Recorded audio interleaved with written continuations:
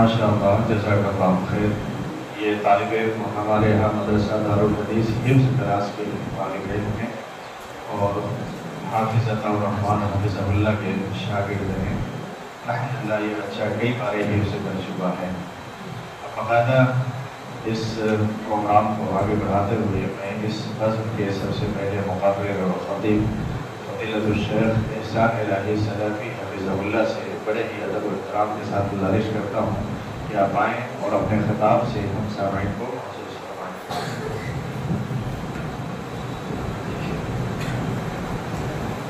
السلام علیکم ورحمۃ اللہ وبرکاتہ۔ الحمد للہ وحدہ والصلاة والسلام علی من لا نبی بعدہ، اما بعد۔ فقد قال الله تبارك وتعالى في كلامه المجيد والفرقان الحميد: أعوذ بالله من الشيطان الرجيم، يا أيها الذين آمنوا قوا أنفسكم وأهليكم نارا وقودها الناس والحجارة عليها ملائكة غلاظ شداد لا يعصون الله ما أمرهم ويفعلون ما يؤمرون. وقال النبي صلى الله عليه وسلم: ما من مولود يولد على الفطرة فأبواه يهودانه أو ينصرانه أو يمجسانه. رواه مسلم۔ قابل قدر باوقار صدر مجلس، قابل احترام جمعیت اہل حدیث احمد آباد کے ناظم، آج کے اس پروگرام کے مہمان خصوصی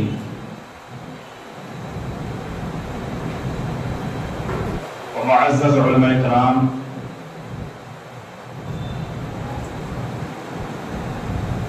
و سامعین و سامعات،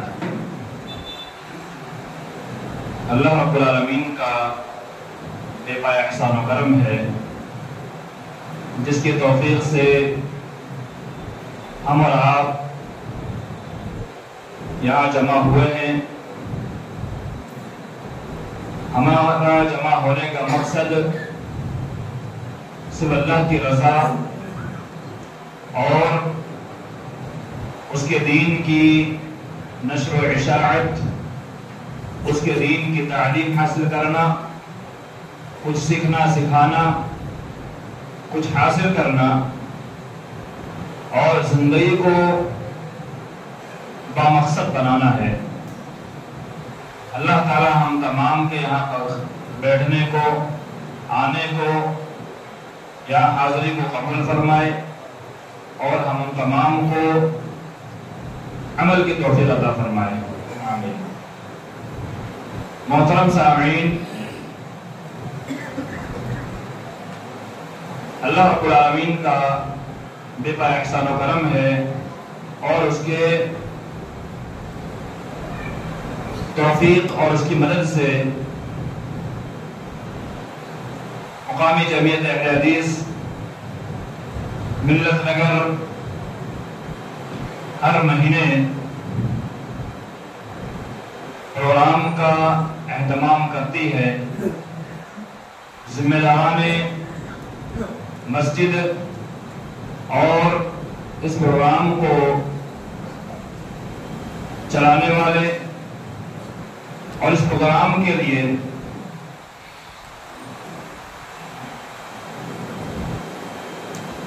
تعاون کے لیے اور اس پروگرام کو بہتر انداز میں آگے لے جانے کے لیے مشیر کے طور پر یا مشورے کے طور پر جماعت اہل حدیث احمد آباد کے بڑے بڑے ذمہ داران، ان کی کاوش کوشش، ان کی لگن، ان کی محنت، ان کی جستجو اور ایسے پروگرام کے اندر ان کی شرکت یہ بتلاتی ہے کہ دین کا جذبہ ان کے اندر کٹ کٹ کر بھرا ہوا ہے اور وہ چاہتے ہیں کہ اللہ رب العالمین کا دین مزید آگے بڑھے اور یہ بھاگتی دنیا فتنے کے دور میں آج مسلمان گمراہی کے دہانے پر کھڑا ہے تو اس کو گمراہی سے بچا کر کے دین اسلام پر لا کر کھڑا کیا جائے۔ اللہ رب العالمین سے دعا ہے اللہ تعالیٰ ان بزرگان کو مزید حسن کے ساتھ خدمت کی توفیق عطا فرمائے اور ان کی خدمات کو قبول فرمائے اور ان کا سایہ ہم پر قادر قائم و دائم رکھے تاکہ ان کی رہنمائی میں رہبری میں مزید بہتر سے بہتر کام کیا جا سکے۔ اور یہ پروگرام کا اہتمام اور اس کے اندر کافی محنتیں ہوتی ہے اور یہ محنت ویسے ہی رونما نہیں ہوتی بلکہ اس کے پیچھے لگنا پڑتا ہے، وقت دینا پڑتا ہے۔ باقی یہ بھاگتی دوڑتی دنیا کے اندر آج انسان چاہتا ہے ہم پیسہ دے دے اور چھوٹ جائے، باقی لوگ کام کرتے رہیں، لیکن اس کے لیے اپنے آپ کو لگانا، اپنے آپ کو خرچ کرنا، اپنے وقت کو لگانا اور جسمانی طور پر بھی ذہنی طور پر بھی ہر اعتبار سے لگے رہنا، یہ بہت عظیم اور ایک نمایاں کارنامہ ہے۔ اللہ تعالیٰ ان تمام لوگوں کی خدمت کو، محنت کو، لگن کو قبول فرمائے جو لگے ہوئے ہیں۔ مکتب مصباح الاسلام یہ واحد اللہ رب العالمین کے دین کو پھیلانے کا ایک پلیٹ فارم ہے اور کسی بھی کام کو کرنے کے لیے پلیٹ فارم تیار کیا جاتا ہے اور وہ پلیٹ فارم بزرگان کے ہی ماتحتی میں چلتا ہے اور جو جماعت کے بڑے بڑے ذمہ داران جنہیں اللہ رب العالمین نے ذمہ داری دی ہوتی ہے انہی کی ماتحتی میں چلتا ہے، تبھی جا کر کے وہ ایک اچھا کام انجام دے پاتا ہے۔ تو مکتبہ مصباح الاسلام جو ہے یہ ایک دین کو پھیلانے کا ایک ذریعہ ہے اور پلیٹ فارم ہے اور الحمدللہ آج جو پروگرام ہو رہا ہے ہم نے آپ پہ دیکھا 50واں پروگرام الحمدللہ ان کا ہو رہا ہے۔ اللہ رب العالمین سے دعا ہے اللہ تعالیٰ آج 50 ہو رہے ہیں اور اگلے 50 مہینے کے اندر 100واں پروگرام اور ایسے ہی لگاتار اللہ تعالیٰ اس پروگرام کو جاری اور ساری رکھے تاکہ تا قیامت لوگوں کو گمراہی سے بچایا جا سکے اور راہ راست پر لوگوں کو لایا جا سکے۔ اللہ تعالیٰ ان کی کاوشوں کو قبول فرمائے، آمین۔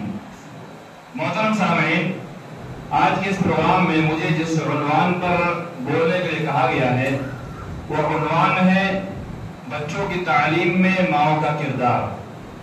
بچوں کی تعلیم بہت اہم کام ہے اور بچوں کی تعلیم آج کے اس دور میں اتنی ضروری ہے جیسے سانس لینا انسانی زندگی کی ضرورت ہے۔ اگر انسان سانس لینا چھوڑ دے تو انسان زندگی کے اندر باقی نہیں رہ سکتا۔ ویسے ہی اگر بچوں کے اندر تعلیم نہ ہو تو وہ بچہ کسی قابل نہیں رہتا اور ایک وقت ایسا آتا ہے کہ ہم کبھی افسوس ملتے رہیں گے اور ہمارا بچہ غیروں کے ہاتھوں چڑھ چکا ہوگا۔ تو اسی لیے بچوں کی تعلیم انتہائی ضروری ہے اور بچوں کی تعلیم میں سب سے اہم رول جو ہوتا ہے، سب سے اہم کردار جو ہوتا ہے وہ ماں کا کردار ہوتا ہے۔ آج ہی نڑیاد کے جامعہ رحمانیہ کے پروگرام میں شیخ ظفر الحسن مدنی حفظہ اللہ انہوں نے چند جملے جو کہے بہت تاریخی جملے ہیں کہ جامعہ رحمانیہ سب سے پہلا وہ ہے ماں کی گود ہے، یونیورسٹی سب سے پہلے وہ ہے ماں کی گود ہے، یعنی بچہ اس ماں کی گود جو اس کے لیے جامعہ بھی ہے، یونیورسٹی بھی ہے، مدرسہ بھی ہے، ایجوکیشن سینٹر بھی ہے۔ ماں کی گود، ماں اس سے بہتر معلم دنیا میں کوئی نہیں ہو سکتا، ماں سے بہتر سکھانے والا دنیا میں کوئی نہیں ہو سکتا۔ دنیا ہمیں کچھ بھی سکھا دے لیکن ماں جیسی بہترین تعلیم دنیا میں کوئی نہیں دے سکتا۔ ماں اپنے بچے کو وہی سکھائے گی جو اس کی زندگی میں اس کے لیے بہتر ہوگا۔ ماں بچے کو وہی دینے کی کوشش کرے گی جو اس بچے کے لیے نفع بخش ہوگا۔ باقی دنیا تو آج ہمارے ساتھ کھیل بھی کھیلتی ہے، ٹوپی بھی پہناتی ہے، آج بیوقوف بھی بناتی ہے، سب کچھ کرتی ہے، لیکن ایک ماں جو ہے وہ بچوں کو بہترین تعلیم دینے کے لیے لگے رہتی ہے اور بچوں کو آگے بڑھانے میں اس کا نمایاں کردار ہوتا ہے۔ اللہ کے نبی صلی اللہ علیہ وسلم نے فرمایا ما من مولود يولد على الفطرة فأبواه يهودانه أو ينصرانه أو يمجسانه، رواه مسلم۔ اللہ کے نبی صلی اللہ علیہ وسلم نے فرمایا کہ کوئی بھی بچہ جب پیدا ہوتا ہے وہ فطرت پر پیدا ہوتا ہے. شارحین لکھتے ہیں فطرت سے مراد فطرت اسلام ہے، یعنی اسلام پر پیدا ہوتا ہے. فَأَبَوَاهُ يُحَوِّدَانِهِ أَوْ يُنَصِّرَانِهِ أَوْ يُمَجِّسَانِهِ. اس بچے کے ماں باپ جو ہے اسے نصرانی بناتے ہیں، یہودی بناتے ہیں، اسے مجوسی بناتے ہیں. اس حدیث کے اندر اللہ کے نبی صلی اللہ علیہ وسلم نے ایک پیغام دینا چاہا کہ ماں باپ کے جیسے فکر ہوگی، ماں باپ کی جیسی سوچ ہوگی، ماں باپ جس طریق پر ہوں گے، ماں باپ جس ٹریک پر ہوں گے، اپنے بچوں کو اسی ٹریک پر چلانے کی کوشش کریں گے. یعنی خاص طور پر آج کے ٹاپک کے تعلق سے ماں جو ہے جس نظریے پر ہوگی، جس عقیدے پر ہوگی، اسی عقیدے پر بچہ بھی چلنے کی کوشش کرتا ہے.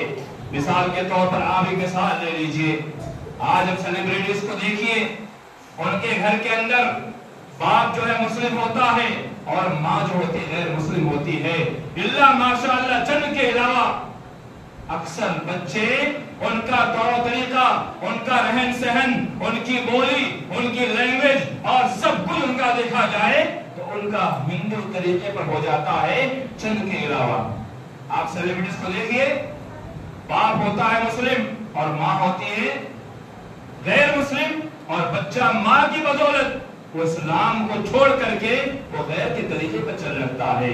یعنی ماں جو ہے خاص طور پر اپنے بچوں کو اپنے فکر کے اندر ڈالنے کے لیے وہ اس کا ایک بہت اہم رول ہوتا ہے. اور ماں ایک ایسی شخصیت ہے جو بچوں کو جدھر چاہے پھیرنا چاہے پھیر سکتی ہے. اگر جذبات میں آ کر کے ایموشنل ہو کر کے چند کلمات کہہ دے تو بچہ ماں کی طرف چلا جاتا ہے. آپ ایک بات اور غور کیجئے، جب میاں بیوی میں لڑائی ہوتی ہے تو آپ غور کیجئے گا، جب بچہ سمجھدار ہوتا ہے وہ ماں کی سائیڈ ذرا لیتا ہے، کیونکہ ماں کھینچتی ہے اور ماں کے اندر تاثیر جو ہے وہ بچوں کو طرف مائل کرتی ہے. تو ماں جس ٹریک پر ہوگی اسی ٹریک پر بچہ بھی چلنے کی کوشش کرے گا. اور حدیث سے ایک بات معلوم ہوتی ہے کہ ماں اگر بچے کو صحیح تعلیم دے گی تو بچہ صحیح تعلیم لے گا. ماں بچے کو صحیح تربیت دے گی، بچہ صحیح تربیت دے گا. ماں صحیح پرورش کرے گی تو بچہ صحیح پرورش کرے گا. اللہ کے نبی صلی اللہ علیہ وسلم نے حدیث میں فرمایا ما من عبد يسترعيه الله رعية يموت يوم يموت وعاش لرعيته إلا حرم الله عليه الجنة. مسلم شریف کی روایت ہے، حضرت معقل بن یسار روایت کرتے ہیں کہ اللہ کے نبی صلی اللہ علیہ وسلم نے فرمایا کہ جب کسی بندے کو اللہ رب العالمین ذمہ دار بناتا ہے اور وہ اپنی ذمہ داری کے اندر دھوکہ کرتے مر جاتا ہے، یعنی جن کے اوپر اس کو ذمہ دار بنایا گیا ہے وہ اپنے ماتحتوں کے ساتھ دھوکہ کر کے مر جاتا ہے، اللہ کے نبی صلی اللہ علیہ وسلم فرمایا الا حرم اللہ علیہ الجنہ، اللہ تعالیٰ نے اس پر جنت کو حرام قرار دیا ہے. عمومی طور پر یہ روایت ہم قوم کے ذمہ داروں کے لیے پیش کرتے ہیں. عمومی طور پر ہم جو قوم کے رہبر ہوتے رہنما ہوتے ہیں، چاہے مسجد کے ہو، مدرسے کے ہو یا قوم کے کسی بھی ناحیے کے ذمہ دار ہو، ہم صرف ان پر فٹ کرتے ہیں. جبکہ میں آپ کے سامنے حدیث اس کے بعد اور پیش کرتا ہوں. امام قرطبی رحمہ اللہ اس حدیث کو پیش کرنے کے بعد جو روایت پیش کرتے ہیں وہ بہت جامع ترین روایت ہے، سمجھنے کے قابل ہے، سوچنے کے قابل ہے، اور اس کے اندر ہمیں غور کرنا چاہیے کہ انہوں نے چند ذمہ داروں کا تذکرہ اللہ کے نبی صلی اللہ علیہ وسلم کی حدیث کے ذریعے کیا کہ اللہ تعالیٰ نے کن کو ذمہ دار بنایا. امام قرطبی رحمہ اللہ اس حدیث کو پیش کرتے ہیں کہ عبداللہ بن عمر رضی اللہ تعالیٰ عنہ حدیث کا راوی ہے. اللہ کے نبی صلی اللہ علیہ وسلم نے فرمایا کلکم راع وکلکم مسئول عن رعیتی، تم میں سے ہر فرد ذمہ دار ہے، ہر انسان ذمہ دار ہے، ہر ذی روح ذمہ دار ہے، ہر ذی عقل ذمہ دار ہے. اللہ نے جس کو سوچنے کی طاقت دی، سمجھنے کی طاقت دی، اللہ نے جسے انسان بنایا، تم میں سے ہر ایک ذمہ دار ہے. اور یہاں پر لفظ کل لا کر کے اللہ کے نبی صلی اللہ علیہ وسلم نے یہ نہیں کہا صرف علماء کرام ذمہ دار ہے، یہ نہیں کہا صرف مسجد کا متولی ذمہ دار ہے، یہ نہیں کہا قوم کا امیر سیکرٹری ناظم ذمہ دار ہے، بلکہ کہا تم میں سے ہر ایک ذمہ دار ہے. اس کے بعد اگلا جملہ فالامام راع ومسئول عن رعیتی. لیکن آج کے ٹاپک سے جملہ وہ میں وہاں پہنچ جاتا ہوں والمرأة راعیۃ، فی اہل بیت زوجہا وَأَوْلَادِهَا. مختلف الفاظ حدیث کے ہیں، میں جو لفظ آپ کے سامنے پیش کر رہا ہوں حاشیے کے الفاظ ہیں. اللہ کے نبی صلی اللہ علیہ وسلم فرمایا کہ اللہ رب العالمین نے ایک عورت کو ذمہ دار بنایا ہوا ہے، ایک عورت کو ذمہ دار بنایا ہے. صرف قوم کے ذمہ داروں کو کوسنے سے کچھ نہیں ہوگا، صرف مسجد کے متولی پر آواز اٹھانے سے کچھ نہیں ہوگا. اللہ کے نبی صلی اللہ علیہ وسلم فرمایا کہ اللہ رب العالمین نے ایک عورت کو بھی ذمہ دار بنایا ہے. وہ ذمہ دار کہاں بنایا اس کی وضاحت بھی آ چکی ہے. وَالْمَرْأَةُ رَاعِيَةٌ فِي بَيْتِ یا فِي أَهْلِ بَيْتِ زَوْجِهَا. وہ عورت اپنے شوہر کے گھر میں ذمہ دار ہے، وہ عورت اپنے شوہر کے گھر کے اندر ذمہ دار ہے، اور اس ذمہ داری کسی اور نے نہیں دی بلکہ اللہ رب العالمین نے ذمہ داری دی ہے. اور حدیث کے اگلے الفاظ وَأَوْلَادِهَا، اس کے شوہر یعنی وہ عورت جو ہے اس کے شوہر کے اولاد کی ذمہ دار بنایا ہے. یعنی اللہ رب العالمین نے ایک عورت کو شوہر کے گھر کے اندر ذمہ دار بنایا اور اس شوہر کے اولاد کا ذمہ دار بنایا. اللہ اکبر.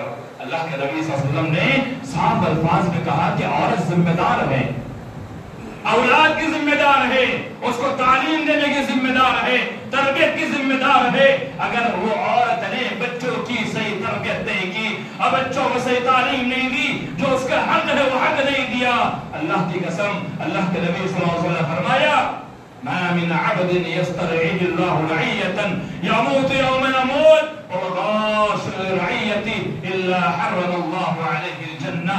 اگر وہ عورت جس اللہ تعالیٰ نے اس کے شوہر کے گھر میں ذمہ دار بنایا ہوا ہے اور اس کے شوہر کے بچوں کا ذمہ دار بنایا ہوا ہے، اس نے اس کو تعلیم نہیں دی، تربیت نہیں دی، ٹریننگ نہیں دی، اس کو صحیح راستے پہ نہیں چلایا، صحیح ٹریک پہ نہیں چلایا، اس کے لیے اس نے رات دن ایک نہیں کیا، اللہ کی قسم اللہ تعالیٰ سوال کرے گا اور سوال کا جواب بھی دینا ہوگا. جب رب سوال کرے گا تو انسان کو جواب دینا ہی ہوگا، اس عورت کو جواب دینا ہی ہوگا کہ میں نے بچوں کے ساتھ کوتاہی کی تھی، تعلیم نہیں دی تھی، تربیت نہیں کی تھی، جو اس کا حق تھا وہ حق نہیں دیا تھا، جو کردار ادا کرنا چاہیے تھا وہ کردار ادا نہیں کیا تھا. اللہ کے نبی صلی اللہ علیہ وسلم کی جو حدیث ہے کہ جس عورت نے ذمہ داری نہیں نبھائی الا حرم اللہ علیہ الجنہ، اللہ تعالیٰ نے ایسے ماں پر جنت کو حرام قرار دیا ہے. اللہ اکبر. اللہ تعالیٰ تمام حضرات کی ماں کو جنت نصیب فرمائے اور جن کی ماں موجود ہے اللہ تعالیٰ انہیں ذمہ داری سمجھنے توفیق عطا فرمائے. اللہ کے نبی صلی اللہ علیہ وسلم نے حدیث کے مختلف جگہ پر یا مختلف مقامات پر اولاد کی تعلیم پر ابھارا ہوا ہے. اس میں سے ایک روایت آپ کے سامنے پیش کروں. اذا مات الانسان انقطع عنه عمله الا من ثلاث. جب انسان مر جاتا ہے اس کا نامہ اعمال ختم ہو جاتا ہے، منقطع ہو جاتا ہے، اس کے نامہ اعمال کا چوپڑا بند ہو جاتا ہے سوائے تین چیزوں کے. ان میں سے ایک او ولد صالح يدعو له. یہاں پر ماں بھی ہو، باپ بھی ہو، مرد بھی ہو، عورت بھی ہو، جو بھی ہو، اللہ کے نبی صلی اللہ علیہ وسلم نے عام کہا کہ جب انسان مر جاتا ہے تو تین چیزیں ایسی ہوتی ہے جس کے بدولت اللہ تعالیٰ اس کے ثواب میں اضافہ کرتے رہتا ہے. اس میں سے ایک او ولد صالح يدعو له، ایسا بچہ جسے ماں باپ نے نیک بنایا ہوگا اور ایسا بچہ بنایا ہوگا جو دینی تعلیم سے آراستہ ہوگا، دینی تعلیم کو حاصل کیا ہوگا. انسان نیک بنتا ہے، نیک اس وقت بنتا ہے جب اسے تعلیم سے آراستہ کیا جائے. آج آپ غور کیجئے کتنی جگہ پر آپ کو دیکھنے ملے گا. ابھی میں آپ کو زیادہ دن کی بات نہ کروں، میں جمعہ کے دن کی بات کروں. ایک گھر کا معاملہ میرے پاس آیا اور سننے ملا کہ ایک ماں ہے بیچارے بچوں کے پاس رہنے کے لیے تڑپ رہی ہے. ماں چاہتی ہے کہ میں بچوں کے پاس رہوں، بچہ کہتا ہے نہیں میں تمہیں نہیں رکھوں گا. بھائی کی وہاں جاتی ہے، بھائی بھی منع کر دیتا ہے. اپنے بچوں کے وہاں جاتے ہیں، بچے منع کر دیتے ہیں. آخر وہ آج اس کی کنڈیشن یہ بیوٹی کیا رہ رہی ہے. اگر بچوں کو دینی تعلیم سے آراستہ کریں گے، بچوں کو دینی تعلیم دیں گے اور تعلیم میں ماں اچھا کردار ادا کرے گی. اور ولد صالح يدعو ماں نیک بنائے گی تعلیم کے ذریعے سے، علم کے ذریعے سے۔ ہاں تعلیم پانے کے بعد کچھ بچے اگر ناکارہ نکل جائے تو شریعت کا اس میں کوئی قصور نہیں ہے، بلکہ اس کا ذاتی قصور ہو سکتا ہے۔ شریعت نے تو اس کو بہترین تعلیم دی ہے، ایسی تعلیم دی ہے جس سے بچہ نیک بن جائے، صالح بن جائے، اچھا بن جائے۔ لیکن اس کے بعد اگر بچہ بگڑ جائے تو اس میں شریعت کا کوئی دخل نہیں ہے۔ اس لیے کہ مثال لے لیجئے حضرت نوح علیہ السلام 950 سال تک آپ دعوتی کام کو کرتے ہیں، دعوت مشن شروع کراتے ہیں، لیکن آپ کا بیٹا ناکارہ نکل جاتا ہے تو کیا مدد لوگ کو ہم کوسیں گے؟ کبھی نہیں۔ انہوں نے دعوت دی، دعوت پہنچائی، لیکن وہ بچے نے نہیں مانا۔ فرعون، اس کی بیوی جس کا تذکرہ اللہ قرآن مجید سورہ تحریم میں بھی کرتا ہے، نیک عورت، خاتون، اور اس کا شوہر، کیا اس کا کارنامہ، تو اس کے وجہ سے ہم کسی کو کوس دے سکتے ہیں۔ کہنے کا مطلب یہ ہے کہ ماں اگر بچوں کو بہترین تعلیم دے گی، ان کے پیچھے وقت لگائے گی، او ولد صالح یدعو لہ، تو بچہ اس کے لیے دعا کرے گا، بچہ اس کے لیے نیک دعا میں یاد رکھے گا، اور اس کی دعا کے بدولت اللہ رب العالمین اس کے اعمال میں مزید بڑھوتری کرے گا، اس کے ثواب میں بڑھوتری کرے گا۔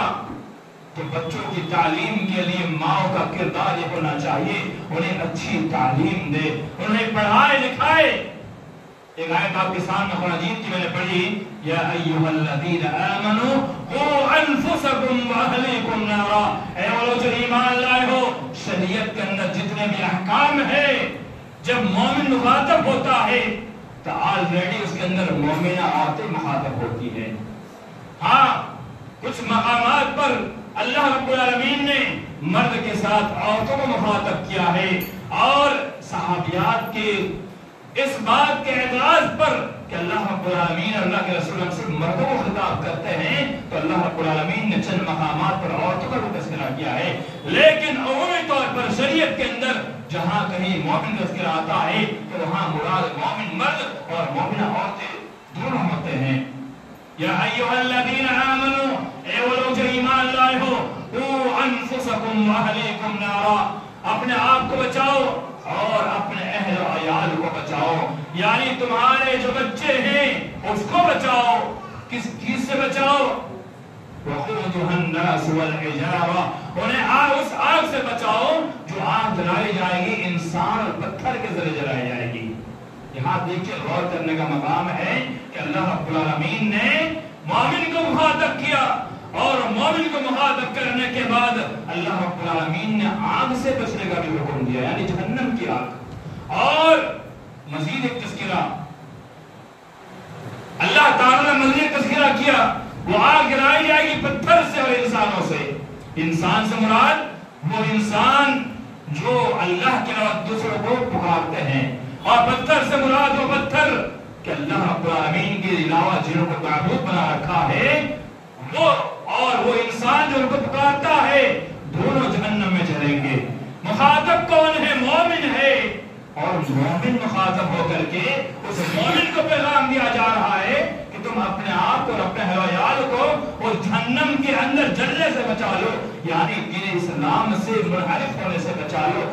یہ کیسے بچایا جا سکتا ہے؟ یہ دین تعلیم کے ذریعے بچایا جا سکتا ہے، دین تعلیم کے ذریعے سے بچوں کو بچایا جا سکتا ہے۔ آج دیکھیں مثال کے طور پر آج کتنے ہماری نوجوان لڑکیاں، نوجوان لڑکی ارتداد کے شکار ہو رہے ہیں، آج مرتد ہوتے نظر آ رہے ہیں۔ آج آئے دن آپ سوشل میڈیا پر دیکھیے، اخبارات کی نیوز کو دیکھیے، اور خاص طور پر احمد آباد کے کارٹ کا ہیلیٹر ہوتا ہے، اور یہ ہوتا ہے کہ کارٹ کے اندر جا کر کے فلاں مسلم لڑکی نے غیر کے ساتھ نکاح کر لیا، فلاں مسلم لڑکے نے کسی غیر کی لڑکی سے نکاح کر لیا، یا ان کی رسم و رواج کے اعتبار سے انہوں نے کارٹ میچ کر لیا۔ یہ کیوں ہوتا ہے؟ اس لیے ہوتا ہے کہ اللہ کا جو پیغام ہے اپنے آپ کو بچاؤ، اپنے اہل و عیال کو بچاؤ، انہیں ہم نے دین تعلیم سے آراستہ نہیں کیا، ہم نے دین کی تعلیم نہیں دی۔ جب بچی بلوغت کو پہنچنے لگے، اس کا جو ایریا اسے بتانا ہے، وَقَرْنَ فِي بُيُوتِكُنَّ وَلَا تَبَرَّجْنَ تَبَرُّجَ الْجَاهِلِيَّةِ الْأُولَى، अपने आप को घर में रखो और ज़माने जहनत की हर तरह से बला सिंगार करके और एकदम बिल्कुल बगैर बुर्का निकाब पर्दा ओढ़े हुए ऐसे बाहर न निकल जाओ। अगर निकलना हो, जरूरत पेश आए तो ज़माना जहनत की और तरह न निकले, बल्कि ऐसे निकले जैसा रब ने पैगाम दिया है। ये तालीम माँ के अलावा बच्चों को बेहतर कोई नहीं दे सकता। मेरे पास एक मिसाल मौजूद है। एक घर का मामला मुझे याद आता है, कई साल पुराना वाकया है लेकिन मुझे आज भी याद है। एक घर के अंदर माँ बापर्दा है, बड़ी बहन बापर्दा है, और जब छोटी बहन बुलुगत तक पहुंचती है, बाप कहता है बेटा बाहर जाओ और फला चीज लेकर आओ। बेटी इनकार कर देती है। बेटी कहती है नहीं, मैं नहीं जा सकती, मैं नहीं जाऊंगी। उसने ये नहीं कहा कि मैं अब बुलुगत पे पहुंच चुकी हूँ और मेरा एरिया ये है कि अब मुझे बाहर जाना है तो मुझे किस हाल में जाना है, किस अंदाज में जाना है, किस तरह जाना है। उसने अब वजाहत नहीं की। बाप को गुस्सा आता है कि बेटी होकर इनकार करती है, मैंने कहा बाहर जाओ और तुम मेरे काम देने से इनकार करती है। बेटी की माँ आती कहती है आप कुछ मालूम नहीं, आप खामोश हो जाइए, चुप बैठ जाइए।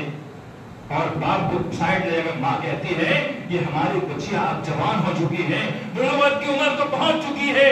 अब उसके ऊपर अल्लाह ताला ने जो एरिया बनाया हुआ है कि वो जिल्बाब की हालत में, बुर्के की हालत में, पर्दे की हालत में अपने घर से बाहर निकले। बाप शर्मिंदा होता है, अफसोस करता है और खामोश हो जाता है। इससे क्या पैगाम मिलता है कि माँ बापर्दा थी तो बच्ची बापर्दा बनी। तो माँ का अहम किरदार सिर्फ जुबान से नहीं बल्कि उसके अमाल से भी होना चाहिए। उसका अहम किरदार उसके चाल चलन से होना चाहिए, उसके रवैये से होना चाहिए। जब बच्ची बड़ी हो जाए तो अपनी माँ को देख कर वो भी उसी की तरह पे चलने लग जाए। अल्लाह ने कहा कि अपने आप को, अपने हरयाल को बचाओ। कैसे बचाया जाएगा? उन्हें दीन इस्लाम की तालीम दे करके।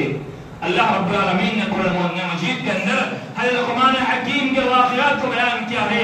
उन वाक़यात को आप पढ़ें। उनमें से एक अहम वाक़या जो तरतीब से लुक़मान के अंदर अल्लाह रब्बुल आलमीन ने बयान किया है। वइज़ क़ाल लुक़मान लिब्निही व हुवा यइज़ुहु या बुनय्या ला तुश्रिक बिल्लाह इन्न अश-शिरका लज़ुल्मुन अज़ीम। अल्लाह रब्बुल आलमीन ने इरशाद फरमाया, वइज़ क़ाल लुक़मान, जब लुक़मान हकीम ने अपने बेटे से कहा, वो यइज़ुहु, नसीहत करते हुए, या बुनय्या ला तुश्रिक बिल्लाह, ऐ मेरे प्यारे बेटे, ऐ मेरे प्यारे रक्ते जिगर, अल्लाह के साथ किसी को शरीक मत ठहराना। तो माँ की भी जिम्मेदारी बनती है, माँ की भी जिम्मेदारी बनती है कि माँ अपने बच्चों को वो तालीम दे जो तालीम अल्लाह रब्बुल आलमीन ने कुरान मजीद में हज़रत लुक़मान के अल्फाज में नाज़िल फरमाई। माँ अपने बच्चों को कहे कि मेरी बेटी सुन, अल्लाह के साथ किसी को शरीक मत ठहराना, अल्लाह के साथ किसी को शरीक मत ठहराना। आज हम और आप ये सोचते हैं कि हम तो अल्लाह के फजल करम से किताब और सुन्नत को मानने वाले हैं, अल्लाह का फजल है, करम है, हम किताब और सुन्नत को यकीनन मानने वाले हैं, उस पर अमल भी करने वाले हैं, उसके मुताबिक जिंदगी भी गुजारते हैं। अल्लाह ताला हमेशा जिंदगी गुजारने की तौफीक अता फरमाए। हम ये सोचते हैं हम तो सही रास्ते पर हैं, अब हमारा कोई कुछ बिगाड़ नहीं सकता। अरे लुक़मान कौन है? वलक़द आतैना लुक़मान अल-हिकमा, अल्लाह ने कहा हमने लुक़मान हकीम को हिकमत अता की, दानाई अता की। अल्लाह ने जिनकी तारीफ कुरान में कर दी और ये भी कहा लुक़मान को हमने हिकमत अता की है। वही लुक़मान अपने बेटे को शिर्क जैसे अजीम जुल्म और शिर्क जैसे अजीम गुनाह से आगाह कर रहे हैं और कह रहे हैं कि मेरे बेटे, अल्लाह के साथ किसी को शरीक मत ठहराना। हम और आप सोचते हैं हमें कहाँ पे बच्चों को बताने की जरूरत है? हम तो अल्हम्दुलिल्लाह किताब और सुन्नत पर चलने वाले हैं, हम तो दीन पर है, हमारे बच्चे भी दीन पर रहेंगे। लेकिन इस आयत से एक बड़ा पैगाम मिलता है कि हमें क्या पता कि हमारे बच्चों में क्या हो सकता है, क्या बच्चे हमारे किस रास्ते पर चले जाएं।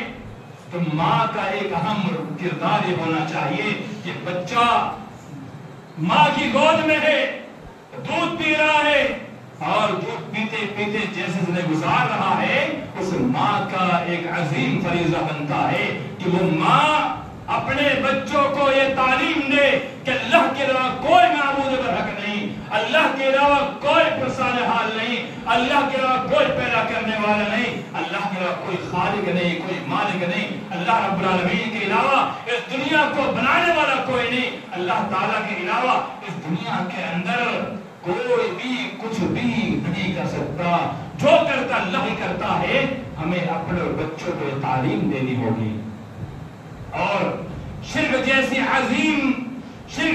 عظیم برائی، عظیم گناہ جس سے بچوں کو آگاہ کرنا ہوگا، بچوں کو متنبہ کرنا ہوگا، بچوں کو بتانا ہوگا کہ شرک کتنی بری چیز ہے، کتنی گناہی چیز ہے۔ اگر ہم یہ شرک کر لیں گے تو اللہ تعالیٰ ہمارے تمام اعمال برباد کر دے گا۔ لئن اشرکت لیحبطن عملک، اے نبی صلی اللہ علیہ وسلم اگر آپ نے بھی شرک کیا، اللہ کی قسم آپ کے سارے اعمال برباد کر دیے جائیں گے۔ ہمیں بچوں کو تعلیم دینا ہوگا، بتانا ہوگا کہ شرک بہت بری چیز ہے، شرک گناہی چیز ہے، شرک ایسی چیز ہے جس کے کرنے سے انسان جہنم میں چلا جاتا ہے۔ ان اللہ لا یغفر ان یشرک بہ ویغفر ما دون ذلک لمن یشاء۔ اللہ کہتا ہے اللہ تعالیٰ شرک کے علاوہ تمام گناہوں کو معاف کر دے گا، لیکن شرک کو کبھی معاف نہیں کرے گا۔ اس کی مختصر وضاحت یہ ہے، اگر انسان دنیا کے اندر زندہ ہے، اس سے شرک ہو گیا، اب اللہ کے لیے، اللہ کی رضا کے لیے اس نے توبہ کرنے شرک کو چھوڑ دیا تو اللہ تعالیٰ معاف کرے گا۔ لیکن اگر مر گیا، شرک کی حالت میں مر گیا، تو اللہ تعالیٰ اس کا ایک عظیم جرم، عظیم گناہ کبھی معاف نہیں کرے گا، یہ معافی نہیں ملے گی۔ شرک کے علاوہ جتنے بھی گناہ انسان ہونے کے ناطے اس نے کیے ہیں، اللہ تعالیٰ اپنے رحمت سے اسے معاف کر سکتا ہے، لیکن شرک کبھی معاف نہیں کرے گا۔ تو اپنے بچوں کے اندر ہمیں بچپن سے، جیسے ہم اپنے بچوں کو جیسے بڑا ہوتے جاتا ہے نا، اس کو جو تعلیم دیتے ہیں ہمیں یہ کرنا ہے، وہ کرنا ہے، یہ سیکھنا ہے، وہ سیکھنا ہے، تو سب سے پہلے اپنے بچوں کو رب کے بارے میں بتائے، اللہ کے بارے میں بتائے، اللہ کون ہے، اللہ کیا ہے، اللہ کی صفات کیا ہے، وہ سارے بتائیں۔ کیونکہ آج کا دور جو ہے سوشل میڈیا کا دور ہے، آج کا دور موبائل کا دور ہے، آج کا دور چینلز کا دور ہے، آج کا دور ٹی وی کا دور ہے، لیپ ٹاپ کا دور، کمپیوٹر کا دور ہے۔ بچہ ابھی تھوڑا آہستہ آہستہ بڑا ہوتا جاتا ہے اور اس کے ہاتھ میں موبائل آتے ہی وہ اپنے آپ ریلز چلانے لگتا ہے، ایسی ریلز، ایسے ویڈیوز جب بچہ دیکھتا سنتا ہے تو بچے کے اندر وہ چیزیں بیٹھنے لگتی ہے، آنے لگتی ہے، اور آہستہ آہستہ آہستہ بچہ دین اسلام سے منحرف ہوتے جاتا ہے۔ آج دیکھیے کتنے مسلمان نوجوان ایسے ہیں جو اسلام کو خیر آباد کہہ چکے ہیں، ایکس مسلم بن چکے ہیں۔ ایکس مسلم یہ مرتد، یہ ارتداد، اسی کا ایک نیا نام ایکس مسلم رکھ دیا گیا ہے۔ کتنے نوجوان آج ایسے ہیں، کتنے لڑکیاں ایسی ہیں جو اسلام کو چھوڑ چکی ہے، یہاں تک کہ کھلے عام ڈیبیٹ کرنے تیار ہے کہ ہم ڈیبیٹ کریں گے، ہم بات کریں گے۔ اس لیے ہوتا ہے کہ ان بچوں کو صحیح معنوں میں تعلیم کی ضرورت تھی اور انہوں نے تعلیم حاصل نہیں کی۔ سب سے پہلا مدرسہ ماں کی گود ہوتی ہے، جو ماں سکھائے گی، اس دنیا کے اندر ایسا کوئی سکھا نہیں پائے گا۔ تو ماں اپنے بچوں کے ذہن کے اندر ڈالے، اللہ کے بارے میں ڈالے، شرک کی نفرت پیدا کر دے۔ اللہ نے کہا ان الشرک لظلم عظیم، اس دنیا میں شرک سے بڑا ظلم کوئی نہیں سکتا۔ کیوں؟ ظلم کی تعریف کی جاتی ہے کہ جس چیز کی جو جگہ ہوتی ہے اس کو وہاں نہ رکھ کر کہیں اور رکھ دیا جائے، یہ ظلم ہے۔ تو اللہ کا حق جو ہے اللہ کی عبادت کرنا ہے، اور بندہ اللہ کے حق کو چھوڑ کر کے وہ حق کسی اور کو دیتا ہے، کسی اور کی عبادت کرتا ہے، یہی شرک ہے اور یہی ظلم ہے۔ جو اللہ کا حق تھا وہ کسی اور کو دیا، یہی ظلم ہے۔ اللہ نے کہا ان الشرک لظلم عظیم، کہ دنیا کا سب سے بڑا ظلم جو ہے وہ شرک کرنا ہے۔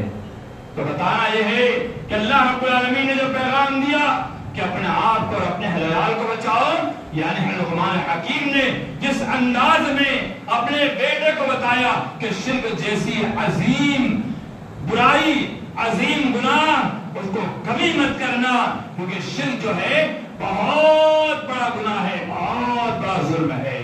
تو اپنے بچوں کو ہمیں سکھانا ہوگا، ماں کو اپنے بچوں کو تربیت کے اندر، تعلیم کے اندر یہ ایڈ کرنا ہوگا اور ان کو بتانا ہوگا کہ اللہ کے ساتھ کسی کو شریک نہ ٹھہرائے، کبھی شرک نہ کرے، ایسے کوئی کام نہ کرے جس کے ذریعے سے اللہ تعالیٰ اس کو جہنم اس کا ٹھکانہ بنا دے۔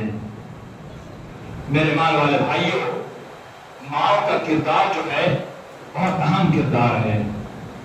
آپ کو بتاؤں، امام بخاری رحمہ اللہ، بخاری شریف اسے پڑھے بغیر کوئی عالم نہیں کہا جاتا۔ مدارس کے اندر بچہ ایڈمیشن لیتا ہے، ایڈمیشن لینے کے بعد جب تک وہ بخاری کا درس کسی استاد سے نہ حاصل کر لے اس کو عالم کی سند نہیں لی جاتی۔ آج فضیلت کہا جاتا ہے یا کلیہ کہا جاتا ہے، اس زمانے میں عالم یا مولوی کہا جاتا تھا۔ بخاری پڑھے بغیر کوئی ادارہ اسے سند نہیں دیتا ہے، یعنی فارغ التحصیل نہیں دیتا۔ ویسے اعجازی سند ہو سکتی ہے یا دیگر اسناد ہو سکتی ہے، لیکن اصل سند جو ہے وہ بخاری پڑھنے کے بعد ہی ملتی ہے۔ وہی بخاری کے مصنف امام بخاری رحمہ اللہ، جن کے بارے مورخین لکھتے ہیں کہ ان کے ابا جان جو ہے بچپن میں ہی انتقال ہو گئے تھے، بچپن میں ان کا انتقال ہو گیا تھا۔ جو امام بخاری چھوٹے تھے ان کے بارے میں مورخین لکھتے ہیں کہ امام بخاری رحمہ اللہ کے پیچھے ان کی ماں کا ہاتھ ہے، ان کو تعلیم دینے میں ان کی ماں کا کردار ہے، ان کو تعلیم دینے میں ان کی ماں کا اہم رول ہے۔ اتنے بڑا محدث، اتنے بڑی کتاب جس کے تعلق سے علماء کرام لکھتے ہیں اصح الکتب بعد کتاب اللہ، کتابوں میں اللہ کی کتاب کے بعد سب سے صحیح ترین کتاب جو ہے وہ بخاری شریف ہے۔ اس کا مصنف جس کے بعد امام بخاری کے بچپن میں انتقال ہو جاتا ہے، ان کی ماں نے ان کی تعلیم کے لیے بندوبست کیا، ان کی تعلیم کے لیے سب کچھ کیا۔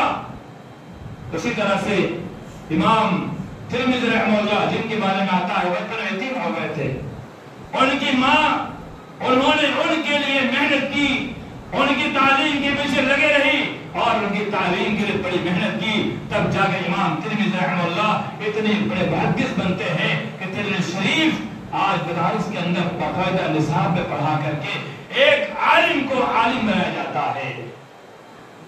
تو تعلیم کے اندر ماں کا رول بہت اہم ہوتا ہے۔ آج ہمارے یہاں یہ سوچتے ہیں جب باپ ناکارہ ہو جائے، بیمار ہو جائے یا انتقال ہو جائے تو بچوں کی تعلیم کا کیا ہوگا؟ یہ مورخین نے جو ہمارے لیے ساری باتیں لکھی ہے اس سے بات معلوم ہوتی ہے کہ تعلیم دینے میں ماں کا بھی اہم کردار ہوتا ہے۔ مجھے ایک واقعہ یاد آتا ہے، ایک گھر کے اندر ایک باپ کے جتنے نر اولاد ہیں، لڑکے ہیں، وہ سارے کے سارے مدارس میں تعلیم حاصل کر رہے تھے۔ اس کی تعلیم کے دوران باپ بیمار ہو جاتا ہے، ایسا بیمار کہ وہ کما نہیں سکتا، وہ بچوں کو کھلا نہیں سکتا، بچوں کو پال نہیں سکتا۔ اب کیا کرے تو کیا کرے؟ اب باپ جب کمانے کے لائق نہ رہے تو عمومی طور پر ہوتا کیا ہے کہ بڑے بچے کو خاص طور پر قربانی دینی پڑتی ہے۔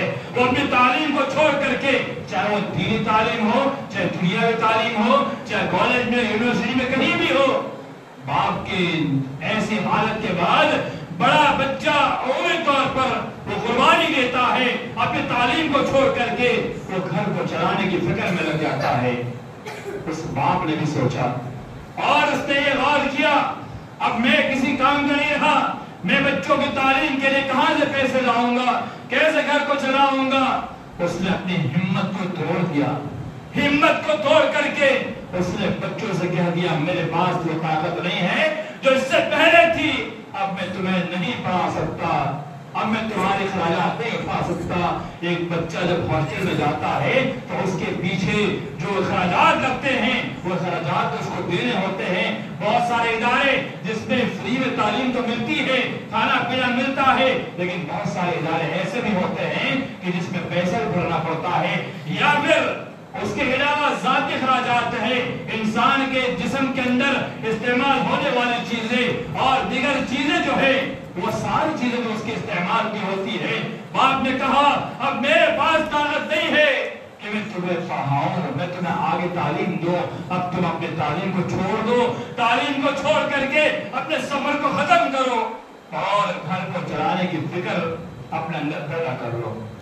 ماں, یہاں پر اہم رول ماں کا تھا. وہ ماں, اس کی آنکھ سے آنسو جاری ہوتے ہیں. ماں اپنے آنکھ سے آنسو جاری کرتی ہے کہ میرے بچے تعلیم سے دور رہیں گے, میرے بچے اسلام کی تعلیم بھی نہیں حاصل کر پائیں گے. اب کیا ہوگا؟ میری ارمان تھی, میری فکر تھی, میری سوچ تھی, میں سوچ رہی تھی میرے بچے بھی دین کی تعلیم حاصل کریں, آگے بڑھیں اور دین کے لیے کچھ کام کریں, آگے نکلے اور کوئی بڑا کام انجام دے.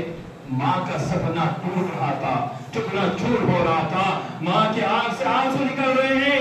اللہ تعالیٰ نے اس ماں کی دعا کو سن لیا, اس ماں کی آہٹ کو سن لیا.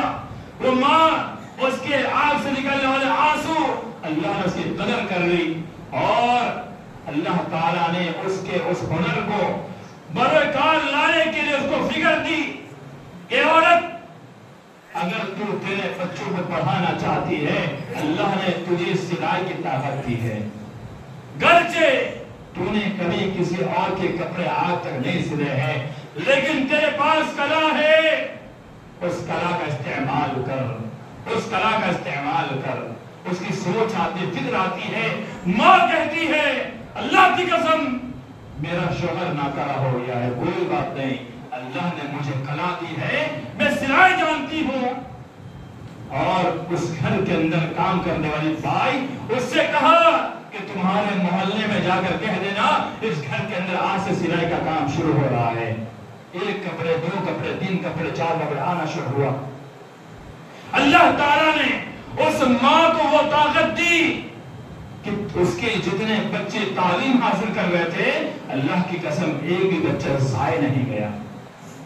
اور اس باپ کو تسلی دی کہ آپ گھبرائیے مت, اللہ نے آپ کا آزمائش بھیجی ہے, لیکن میں ہمت نہیں ہارے ہوں, میں قربانی دوں گی, اللہ کی قسم میں قربانی دوں گی, اور میرے بچوں کی جو تعلیم کے اخراجات ہوں گے میں سلائی کر کے گھر بھی چلاؤں گی, اور گھر چلانے کے بعد دینی تعلیم کی میں ان کے لیے خرچ بھی کروں گی.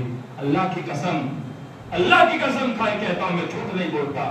کئی وقت ایسا ہوتا تھا کہ وہ بچے گھر سے جا رہے ہیں, مدرسے کو جا رہے ہیں, ان کے جیب میں سوائے ٹکٹ کے علاوہ 1 روپیہ نہیں ہوتا تھا, لیکن اس ماں کے نکلے ہوئے آنسو, اس کے جذبات, اس کی سوچ, اس کی فکر, اس کی دھڑکن جو دھڑک رہی تھی کہ بچے تعلیم حاصل کر رہے, اس ماں نے بچوں کو سمجھایا, کہا کوئی بات نہیں, یہ ٹکٹ لو اور جاؤ تعلیم حاصل کرو, مدرسہ تمہیں کھلائے گا تو کھا لینا, ورنہ اپنا انتظام جیسا ہو سکے کر لینا.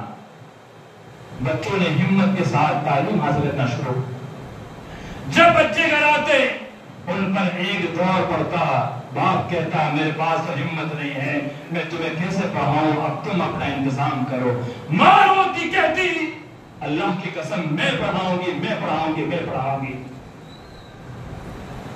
میں کسی کا تذکرہ نہیں کر رہا ہوں, میں تو آپ کو سچا واقعہ پیش کر رہا ہوں کہ آج اس ماں کے تینوں بچے اچھے ادارے سے فاضل ہے, فارغ التحصیل ہے, اور میدان میں اتر کر کے آج کام بھی کر رہے ہیں, اچھا کام کر رہے ہیں. ایسا نہیں ہے کہ ایسے چھوٹے موٹے کام کر رہے نہیں, بلکہ کسی بڑے ادارے میں پڑھا بھی رہے ہیں, کسی بڑے ادارے کے اندر وہ لگے ہوئے ہیں, بچوں کو عالم بنا رہے ہیں, اور خطاب کے اندر ماہر ہے. اور اللہ تعالیٰ نے ان کو وہ طاقت دی ہے کہ اللہ رب العالمین نے اس ماں کی آہٹ کو سن کر کے ان بچوں کو اللہ تعالیٰ نے جتنے معیار تک پہنچانا تھا, ان کی ماں کی امنگ تھی, اس امم کو اللہ نے پہنچا دیا. اس ماں کے جذبے کو سلام ہے. وہ ماں جس نے اپنی قربانی کو پیش کر کے اور بچوں کی تعلیم کے پیچھے اپنا اہم وقت لگایا, اپنا پیسہ لگایا, اس ماں نے ان بچوں کی تعلیم کو بیکار اور برباد نہ ہونے دیا. یہ ماں کا ہی آج اللہ تعالیٰ نے ان سے کام لیا کہ آج ہماری مائیں کیوں گھبرا جاتی ہے, کیوں ڈر جاتی ہے. ماں جو چاہے کر سکتی ہے. اللہ کی قسم باپ گھبرا سکتا ہے, باپ ہمت ہار سکتا ہے, لیکن ایک ماں جو ہے اپنے بچوں کے لیے کبھی ہمت نہیں ہارتی ہے. تو ماں کا کردار بچوں کی تعلیم میں نمایاں ہونا چاہیے. آپ دیکھیے آج جو بچے مکتب کے اندر, آپ دیکھیے بہت سارے بچے ہمارے شیخ مکتب پڑھاتے ہیں, آپ ان سے پوچھئے کتنے بچے ایسے ہیں جو نہیں آتے ہیں, چھٹیاں مارتے ہیں, کبھی آئے کبھی نہیں آئے, کبھی آتے تاخیر سے آتے ہیں. یہ کنڈیشن بچوں کیوں ہوتی ہے؟ اس کی وجہ, اس کے پیچھے اہم رول ماں کا ہوتا ہے. ماں اگر باپ کہہ دے کہ بچوں کو تیار کر, ہمیں آج جانا ہے فلاں ریسٹورنٹ میں کھانے کے لیے, اللہ کی قسم وہ بچوں کو ماں اس وقت سے پہلے تیار کر دے گی جب اس کے شوہر نے وقت دیا, اس سے پہلے تیار کر دے گی. تو مدرسے کے لیے, مکتب کے لیے ماں اپنے بچوں کو تیار کیوں نہیں کرتی, کیوں نہیں بھیجتی, وقت پر اسے فکر کیوں نہیں ہوتی؟ اور اسکول کے لیے بلکہ ضروری تعلیم ہے, لیکن اس سے ضروری تعلیم ہماری شریعت کی تعلیم ہے, دین اسلام کی تعلیم ہے. ہم مسلمان ہیں, ہم مسلمان ہیں, اس لیے ہمارے لیے اسلام کی تعلیم جیسے ہم سانس لیتے ہیں اس سے بھی زیادہ وہ ضروری ہے. دنیا کی ساری تعلیم بیکار, کوئی تعلیم نہیں, ساری تعلیم ضروری ہے, لیکن سب سے اعلیٰ ترین, سب سے اہم تعلیم, سب سے اعلیٰ قسم کی تعلیم جو ہے وہ دین اسلام کی تعلیم ہے, شریعت کی تعلیم ہے. وہ ہر بچوں کو دینا ضروری ہے, لازم ہے, واجب ہے. اللہ کے نبی صلی اللہ علیہ وسلم نے فرمایا طلب العلم فریضۃ علی کل مسلم. ابن ماجہ کی صحیح روایت ہے, مسلمۃ الرجل جو اس کے اندر زور پایا جاتا ہے, مسلم تک کا لفظ بالکل صحیح ہے. اللہ کے نبی صلی اللہ علیہ وسلم فرمایا طلب العلم فریضۃ علی کل مسلم, تمام مسلمانوں پر علم حاصل کرنا واجب ہے, فرض ہے. کون سا علم؟ علماء کرام نے لکھا وہ علم جو ہمیں اللہ کی معرفت دلائے, وہ علم ہمیں شرک سے بچائے, وہ علم جو ہمارے روزمرہ کے احکام و مسائل ہے, وہ علم ہمارے پاس ہونا ضروری ہے. کیونکہ جب انسان وضو کا طریقہ نہیں جانتا ہے تو نماز کیسے پڑھے گا, طہارت نہیں جانتا ہے تو نماز کیسے قبول ہوگی, کیونکہ نماز کی قبولیت کے لیے طہارت ضروری ہے. اوقات نماز جو ہے اس کی تعلیم بھی ضروری ہے. اس کے علاوہ ہمارے دین کی اہم ترین کتاب جسے قرآن مجید کہا جاتا ہے, اس قرآن مجید کو کم از کم وہ دیکھ کے پڑھنا تو جانے. آج کتنے ماں باپ ایسے ہیں جنہیں قرآن پڑھنا نہیں آتا. یہ میرا بڑا مشاہدہ ہے کہ جب میں اندور کا ہوا کرتا تھا, لاک ڈاؤن کے بعد جب میں نے پیرنٹس میٹنگ لی, اور پیرنٹس میٹنگ میں لینے کے بعد جب ماں باپ سے کہا, کیونکہ کچھ بچے ایسے جن کے باپ نہیں تھے, مائیں آتی تھی, اور جب ان کے ماں باپ آتے, میں نے ایک ہی سوال کیا, آپ نے بچوں کو پڑھایا کیوں نہیں؟ کچھ بچے آتے تھے جن کے ماں باپ کو شوق تھا, آن لائن کرتے تھے, لیکن جن کو شوق نہیں تھا ان کے بچے نہ گھر میں پڑھنے بیٹھتے نہ آن لائن میں آتے. ماں باپ سے کہا آپ نے پڑھایا کیوں نہیں؟ ماں باپ ایک لفظ کہتے ہمیں خود پڑھنا نہیں آتا. نازلہ قرآن تک بچے بھول جاتے ہیں, تو ماں باپ کہتے ہیں ہمیں خود پڑھنا نہیں آتا, جبکہ قرآن مجید دیکھ کے پڑھنا ہر مسلمان کو کم از کم آنا چاہیے. وہ زمانہ الگ تھا جب سکھانے والے کم تھے.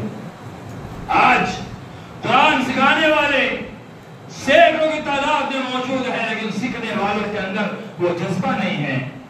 ایک ماں اگر قرآن پڑھنا جانتی ہے تو بچوں کو قرآن پڑھائے گی, قرآن سکھائے گی. قرآن کیسے پڑھنا ہے, کس انداز میں یاد کرنا ہے, کس انداز میں پڑھنا ہے, وہ ماں سب سے پہلے سکھائے گی. آج دیکھیے بہت سارے اساتذہ کرام شکایت کرتے ہیں. شکایت یہ ہوتی ہے کہ استاد بچے کا سبق آگے نہیں بڑھا رہا ہے.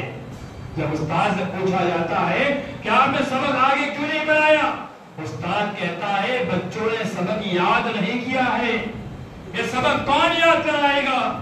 یہ ماں کی ذمہ داری بنتی ہے کہ ماں جب بچہ گھر آئے تو اس ماں کی ذمہ داری بنتی ہے بچے کے گھر آنے کے بعد ماں بچے سے، جیسا ہم اسکول کی کاپی چیک کرتے ہیں نا کہ اسکول میں ٹیچر نے کیا لکھا ہوا ہے، آج کون سا ہوم ورک دیا ہے، آج کیا یاد کرنے دیا ہے، بچے نے کیا کارکردگی کی ہے، تو ہم مدرسے کے تعلق سے پوچھے کہ ہمارے بچے نے کیا سیکھا ہے، ہمارے بچے نے کیا جانا ہے، ہمارے بچے کو کیا سبق دیا گیا ہے، ہمارے بچے کو آج کیا لکھنے دیا گیا ہے، تو ماں اس کو چیک کرے۔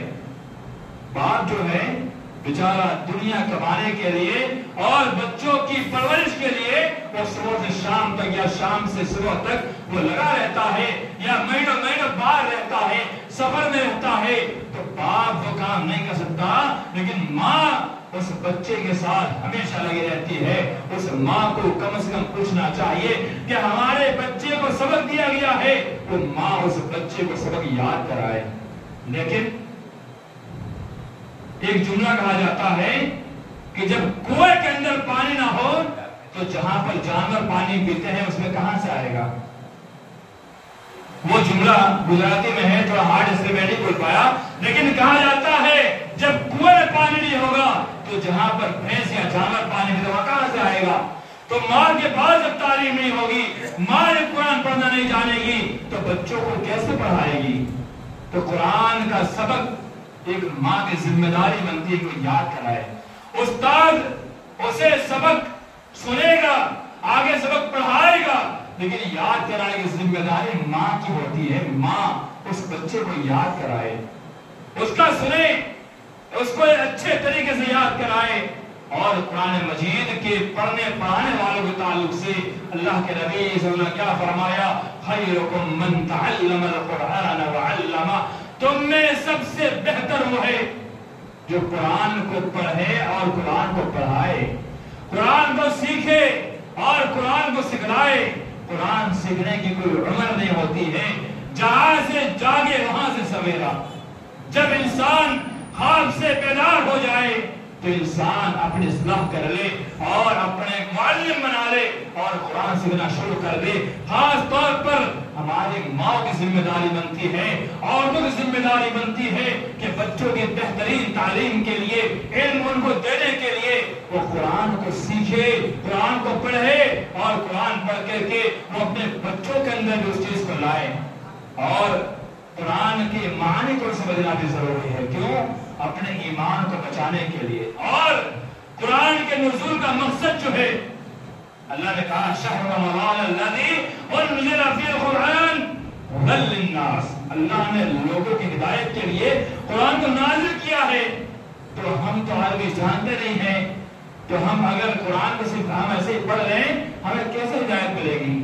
جو قرآن کو جانتے سمجھتے ہیں، جو معانی جانتے ہیں، مطالب جانتے ہیں، آج ہم دیکھتے ہیں ائمہ حرمین جو ہے وہ روتے ہیں۔ کیوں روتے ہیں؟ اللہ کے نبی صلی اللہ علیہ وسلم کے بارے میں آتا ہے جب آپ قرآن پڑھتے تھے تو آپ کے رونے کی آواز صحابہ کرام سنتے تھے، ایسا لگتا تھا کہ ہانڈی میں شوربہ پکڑا ہو۔ تو قرآن کو سمجھیں گے تو ہم قرآن کو سمجھنے کی وجہ سے اس کی تاثیر ہمیں آئے گی۔ اب دیکھیے رمضان مبارک کے مہینے کے اندر امام صاحب تراویح پڑھائیں گے، قرآن پڑھیں گے، پیچھے سے بہت سارے مسلمان اکتائیں گے، ان کو مزہ نہیں آئے گا، ان کو اچھا نہیں لگے گا، وہ چاہیں گے سورہ تراویح ہو جائے، آدھا پارہ پڑھا کے ختم کیا جائے، دو چار رکوع میں ختم کیا جائے۔ ہم نے تو یہاں تک دیکھا ہے کہ سورہ نبا میں 3 دن تراویح ہوئی ہے۔ سورہ نبا کون سی سورہ؟ اما پارہ کی پہلے سورہ، بہت سارے بچوں کو زبان یاد ہوتی ہے، اس ایک سورہ کے اندر 3 دن تک تراویح پڑھی جاتی ہے۔ یہ حالت ہے۔ ایسا کیوں ہوتا ہے؟ اس کی وجہ یہ ہے کہ ہم نے قرآن کے معنی کو نہیں سمجھا، ہم نے قرآن کے مفاہیم کو نہیں سمجھا۔ جب ہم قرآن کے معنی کو سمجھیں گے، قرآن کے مفاہیم کو سمجھیں گے، حافظ صاحب جو پڑھ رہے ہیں اس کی تاثیر ہمارے اندر اترتی جائے گی اور ہمیں سننے بڑا مزہ آئے گا۔ مثال کے طور پر جب ہم کوئی گفتگو کرتے ہیں، کوئی انسان ایسا آ جائے، مثال طور پر ابھی ہم مان لیں عرب سے اٹھ کر ایک इंसान यहाँ जाए, खड़ा हो जाए और आपके सामने अरबी में पूरी तकरीर कर दे, हम कहेंगे क्या बका, कुछ समझ में नहीं आया। हम सोचेंगे क्यों बैठे, क्या फायदा हुआ, हमें समझ में नहीं आ रहा, चलो उठ के चले जाते हैं। लेकिन जब उर्दू बोलने वाले आपके सामने खिताब करते हैं तो बड़ा मजा आता है, अच्छा भी लगता है, सुनने में अच्छा लगता है। वैसे ही मिसाल ले लीजिए कि जहां पर माँ के ताल्लुक से अल्लाह तज़किरा किया है, सिर्फ अरबी में पढ़ लिया जाए, हमें कुछ भी फर्क नहीं पड़ेगा। लेकिन उसी चीज को उर्दू बयान किया जाता है तो इंसान की आंख से आंसू निकल जाते हैं, इंसान में लर्ज़ा तारी होता है कि माँ के ताल्लुक से इतना हम बयान। तो तरावीह में मजा इसलिए नहीं आता है कि मानी को नहीं समझते हैं। तो हर बच्चे को कुरान का मानी समझना चाहिए, कुरान का मतलब समझना चाहिए, कुरान में अल्लाह क्या कहना चाहता है इसी को समझिएगा तभी तो उसमें हिदायत होगी। और आज मुसलमान की गुमराह होने की अहम वजह आप देखिए, आए दिन मुसलमान गुमराह होता जा रहा है। आप यूट्यूब पर देखिए कितने ऐसे नौजवान लड़के जो अपने आप को एक्स मुस्लिम कह करके वीडियो बना रहे हैं, क्योंकि उन्होंने कुरान को समझा ही नहीं, कुरान को जाना ही नहीं। माँ का अहम रोल होता है कि वो कुरान को समझे और कुरान को समझ करके अपने घर के अंदर एक माहौल बनाए और कुरान की तालीम का एक बेहतरीन माहौल बनाए ताकि बच्चों के सामने कुरान की तालीम आए। और मैं दो चार बातें पेश करके हमारे शेख भी मौजूद है, उनके लिए वक्त में इंशाअल्लाह अपने आप को छोड़ दूंगा। माँ जो है एक इमोशनल है। माँ बच्चों के सामने अगर आंख से आंसू बहा करके झूठ भी बोल दे, बच्चा मान जाएगा। माँ कह दे कि तुम्हारे बाप ने मुझे आज बहुत मारा, बच्चा फौरन मान लेगा। क्यों? माँ ने कहा है, माँ उसके सामने झूठ भी कह दे, बच्चा मान लेता है। क्यों? उसकी जुबान में तासीर है, उसके अंदर खिंचाव है। तो माँ को चाहिए कि अपने बच्चों को अच्छे रास्ते में खींचे, अच्छे ट्रैक पर खींचे, बच्चों को अच्छी तरबियत दे, अच्छी तालीम दे। और आज हमने सुना है कि बहुत सारे बच्चे जिनके बाप उनको हॉस्टल भेजना चाहते हैं, माँ नहीं चाहती है। माँ कहती है कि नहीं मेरा बच्चा कहाँ जाएगा, कैसे रहेगा, हम कैसे करते ही जिंदगी गुजार देते हैं और हमारा बच्चा कुछ नहीं बन पाता और हमारा बच्चा मोहल्ले का फ्रॉडी नजर आने लगता है। तो बच्चों को हमें तालीम से जोड़ना होगा, दीनी तालीम से जोड़े। दीनी तालीम में माँ जो किरदार अदा कर सकती है, अल्लाह की कसम कोई उस्ताद किरदार अदा नहीं कर सकता। माँ अपने बच्चों पर सख्त हो जाए, माँ अपने बच्चों पर टाइट हो जाए तो कोई ताकत उसे बरगला नहीं सकती। जो तालीम माँ अपने बच्चों को बचपन में देती है, वही तालीम बच्चों के अंदर आ जाती है, बच्चा कभी उस तालीम को नहीं भूलता। आप देखिए, माँ ने जो दुआएं उसको सिखाई होती है, वो दुआएं उसे एक उम्र तक याद रहती है। कभी कभी ऐसा भी होता है कि हम बच्चों को मदरसे में जो चीज याद कराते हैं, बच्चा भूल जाता है। बहुत सारे ऐसे यहाँ बैठने वाले में से होंगे जो भूल गए होंगे, लेकिन जो चीज उनकी माँ ने उनको गोद में याद कराई है, उन्हें खड़ा करके पूछ दिया जाए, वो आज भी सुना सकते हैं। ये मैं आम बात कर रहा हूँ, सबकी बात ये हो रही है, लेकिन जो माँ याद कराती है, माँ जो पढ़ाती है, माँ जो तालीम देती है, वो बच्चा याद कर लेता है। तो माँ से इतनी गुजारिश है, अपने बच्चों की तालीम के लिए वक्त निकाले, उनको तालीम के लिए लगाए रखे। अल्लाह ताला ने जिम्मेदार बनाया है, शौहर के घर में जिम्मेदार है, शौहर के बच्चों की जिम्मेदार है, और उस शौहर की औलाद को जहन्नम से बचाने का जिम्मा भी अल्लाह उसको दिया हुआ है कि बच्चे को बचाने की कोशिश करें, बच्चे को जहन्नम में जाने से बचा ले। अगर माँ उस बच्चे के सामने, जब बच्चा गलत ट्रैक पे चल रहा हो, और वो अगर लड़की हो या लड़का हो, अगर वो दीन इस्लाम को खैराबाद के लेकर आ जाए और दीन इस्लाम को छोड़ करके दूसरा दिन इख्तियार करने की कोशिश करे, अगर माँ अपने आंख से आंसू निकाल करके आजिज़ी के साथ अगर माँ उसके सामने कोई बात अगर कह देगी, अल्लाह की कसम बच्चा उसका दिल नरम हो जाएगा, वो रोता हुआ सिसकता हुआ, और बच्ची रोती हुई परेशानी की आलम में, परेशानी की हालत में اس ماں کی طرف دیکھ کر کے کم از کم اپنے آپ کو بچا لے گی، اپنی اصلاح کر لے گی، تو بچوں کی تربیت اور تعلیم کے لیے ماں کو وقت نکالنا ہوگا۔ آج ہماری بہت ساری مائیں موبائل میں مشغول ہو چکی ہے، موبائل میں مشغول اتنی ہو چکی ہے جس کی کوئی حقیقت دور دور تک وہ اپنے بچوں کی تعلیم میں بہت کوتاہ نظر آتی ہے۔ موبائل میں ایسی مشغول ہے، بچہ دودھ پیتا ہے، علماء لکھتے ہیں اور تذکرہ کرتے ہیں دودھ پلاتے ہوئے ماں بچوں کے اندر اچھی تاثیر ڈال سکتی ہے، تو دودھ پلاتے ہوئے ماں کو چاہیے ان کے سامنے ذکر و اذکار کرے، دین کی باتیں کرے، تعلیم کی باتیں کرے، اللہ کی باتیں کرے، تاکہ بچے کے ذہن کے اندر وہ چیز جائے جو ضرورت ہے۔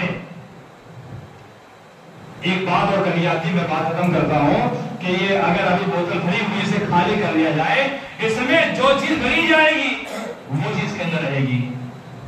بچہ خالی ذہن ہے، بچہ خالی ہے، ماں اس کے اندر جو چیز بھرے گی، اچھائی بھرے گی تو اس کے اندر اچھائی بھر جائے گی۔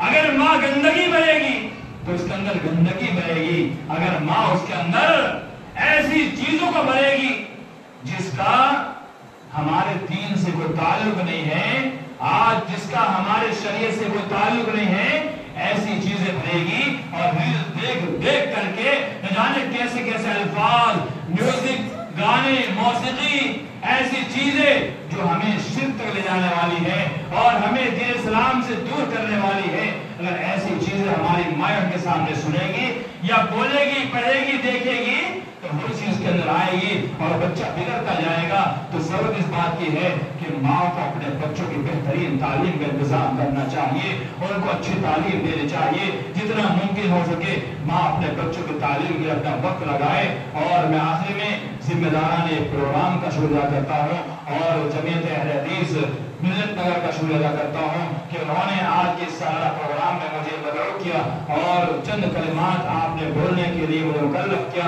اللہ تعالیٰ ہم تمام کی محنت قبول فرمائے اور مکتب اسلام کے ساتھ ہمیں جڑے رہیں اور ایسے ہی جمعیت کے ساتھ، جماعت کے ساتھ جڑ کر کے دین کی تعلیم کو عام کرتے رہیں، تاکہ دنیا کے اندر سے جو خرافات ہے، فتنے ہیں، فساد ہے، برائیاں ہیں، وہ ساری کی ساری ختم ہو جائے اور اللہ رب العالمین کا دین غالب آ جائے اور ہر بچہ کونے کونے تک ہمارا یہ دین کا پیغام جو ہے اللہ کے فضل و کرم سے، سوشل میڈیا کی طاقت سے اللہ تعالیٰ پہنچا رہا ہے۔ اور ہمیں بھی چاہیے کہ ہم صرف اپنے تک محدود نہ رکھیں، اسے آگے بھی بھیجیں، کیونکہ ہم جتنا شیئر کرتے ہیں، جتنا وائرل کرتے ہیں، وہ چیز اتنی زیادہ وائرل ہوتی ہے۔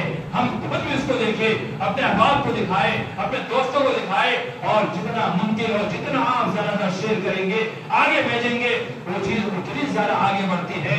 اور ہو سکتا ہے ہم جن تک اپنی تعلیم پہنچانا چاہتے ہیں ان تک بھی وہ تعلیم پہنچ جائے۔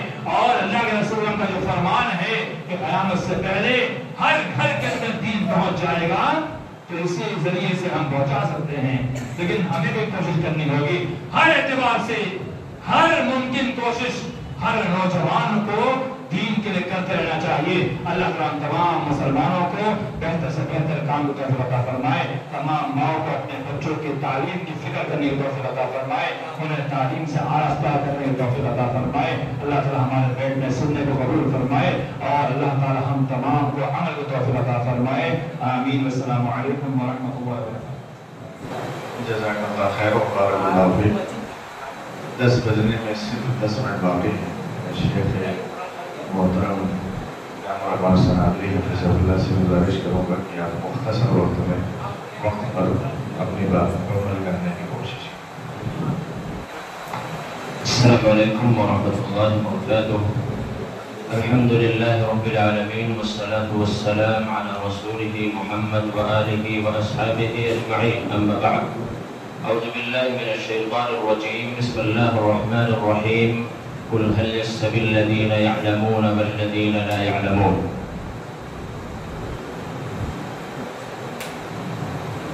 ہر طرح کی بڑائی کبریائی اللہ سبحانہ و تعالیٰ کے لیے ہے۔ درود و سلام و تمام انبیاء علیہ الصلاۃ والسلام کی جماعت پر، خصوصاً جناب محمد رسول اللہ صلی اللہ علیہ وسلم کی ذات گرامی پر۔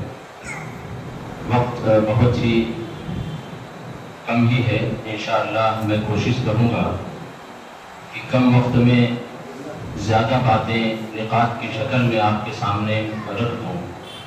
تفصیل کا اب موقع نہیں رہا، تو سب سے پہلے میں اپنی بات کی شروعات شیخ الاسلام ابن تیمیہ رحمہ اللہ کے قول سے کروں گا، کیونکہ مجھے جو موضوع دیا گیا ہے وہ یہ ہے کہ تعلیم سے دوری کے نقصانات۔ شیخ الاسلام ابن تیمیہ رحمہ اللہ فرماتے ہیں الجہل والظلم ہما اصل کل شر، کہ یہ جہل اور ظلم، جہالت اور ظلم زیادتی، یہی وہ دو چیزیں ہیں کہ جس کے ذریعہ سے ہر شر، ہر برائی سماج اور معاشرے میں پنپتی ہے، اگتی ہے اور بڑھتی ہے۔ جب انسان جاہل ہو جائے، جب انسان ظلم پر اتر آئے، وہ گناہ اور معصیت کر کے اپنے اوپر ظلم کرے، یا یہ کہ کسی کا حق مار کر کے وہ ظلم کرے اور تعلیم سے دور ہو جائے، تو یہ دو چیزیں ہیں جس کی بنیاد پر شر سماج اور معاشرے میں بڑھتا چلا آتا ہے۔ پھر وہ کہتے ہیں کما قال اللہ تبارک و تعالی وحملها الانسان انه كان ظلوما جهولا، یہ آیت کریمہ کا ایک ٹکڑا ہے۔ اس سے پہلے رب کائنات نے کہا کہ ہم نے اپنی نعمتوں کو نازل کیا زمین پر، پہاڑ پر اور چند مخلوقات پر، کسی نے قبول نہیں کیا، اسے قبول کیا تو انسان نے قبول کیا۔ حقیقت میں یہ بہت ہی ظالم ہے اور جاہل ہے۔ ہم نے اللہ رب العالمین کی نعمت کو، یعنی نعمت اسلام کو قبول کر لیا کہ ہم اس کی فرما برداری کریں گے، لیکن حقیقت میں ہم اس کا علم نہ حاصل کرنے کی بنیاد پر عملی میدان میں بہت ہی کوتاہ نظر آتے ہیں۔ اب آئیے ان کے شاگرد رشید حافظ ابن قیم رحمہ اللہ نے جو اس قول کو نقل کرنے کے بعد یہ واضح کیا ہے کہ جہل اور ظلم ہے کیا۔ انہوں نے کہا کہ ظلم لنفسہ، ظلم یہ ہے کہ انسان اپنے آپ پر ظلم کرے۔ کیسے؟ جیسا کہ ہم نے ذکر کیا کہ وہ معصیت کر کے، گناہ کر کے، شرک میں جا کر کے، بدعات میں جا کر کے، رب العالمین کی اطاعت و فرما برداری، اتباع رسول کو چھوڑ کر کے تقلید میں جا پھنسے، تو وہ انسان اپنے آپ پر ظلم کر رہا ہے۔ پھر آگے کہا کہ جہول بربہ، اور وہ اس کی جہالت جو ہوتی ہے اس کے رب کے تعلق سے ہوتی ہے، کہ وہ جاہل اپنے رب العالمین کے تعلق سے ہو جاتا ہے۔ پھر آگے فرمایا کہ اس کی جہالت کن کن چیزوں میں ہوتی ہے، وعظمته وجلاله وحکمته واتقان صنعه، کہا کہ اس کی جہالت رب العالمین کی عظمت پر ہے، کہ وہ رب کی عظمت کو نہیں سمجھتا، رب کی کبریائی کو نہیں سمجھتا، رب کی بڑائی کو نہیں سمجھتا ہے، اس کے جلال کو، اس کے غضب کو، اس کے عقاب کو وہ نہیں سمجھتا، وہ نہیں جانتا، اس کی حکمت کو نہیں جانتا کہ اس کی حکمت کونی اور شرعی اعتبار سے کیا ہے۔ اور رب کائنات نے ہمیں اور آپ کو خوبصورت شکل و صورت سے نوازا ہے، وہ ظاہری ہو، باطنی ہو، مقصود کے اعتبار سے ہو، اسے انسان نہیں سمجھتا ہے۔ کیوں نہیں سمجھتا؟ کیونکہ وہ حقیقت میں جاہل ہے، حقیقت میں وہ علم شرعی حاصل نہیں کرتا، علم دین سے وہ دور ہے، خود وہ دور ہے، بچوں کو بھی دور رکھتا ہے، خود وہ دور ہے، سماج و معاشرہ دور ہے، اس کے لیے کوشش نہیں کرتا ہے، تو یہ انسان پھر برائیوں میں پڑتا ہے، عقیدہ کو چھوڑ کر کے شرک میں جاتا ہے، اتباع کو چھوڑ کر کے بدعات کو اختیار کرتا ہے۔ اس طرح سے وہ گمراہیوں میں پھیلتا اور بڑھتا ہوا چلا جاتا ہے۔ پورا کا پورا سماج اور معاشرہ گناہوں میں پڑھ کر کے اپنے آپ کو تباہ و برباد کر لیتا ہے۔ نمبر 2، انسان جب علم دین نہیں حاصل کرتا تو اس کی بنیاد پر وہ پہلی وحی کو چھوڑ دیتا ہے، پہلی وحی کو بھول جاتا ہے۔ ہمیں اور آپ کو سب سے پہلا حکم اس روئے زمین پر رب کائنات نے جو حکم دیا ہے وہ اقرا ہے، کہ اے اس امت کے لوگوں تم تعلیم حاصل کرو، تعلیم میں آگے بڑھو۔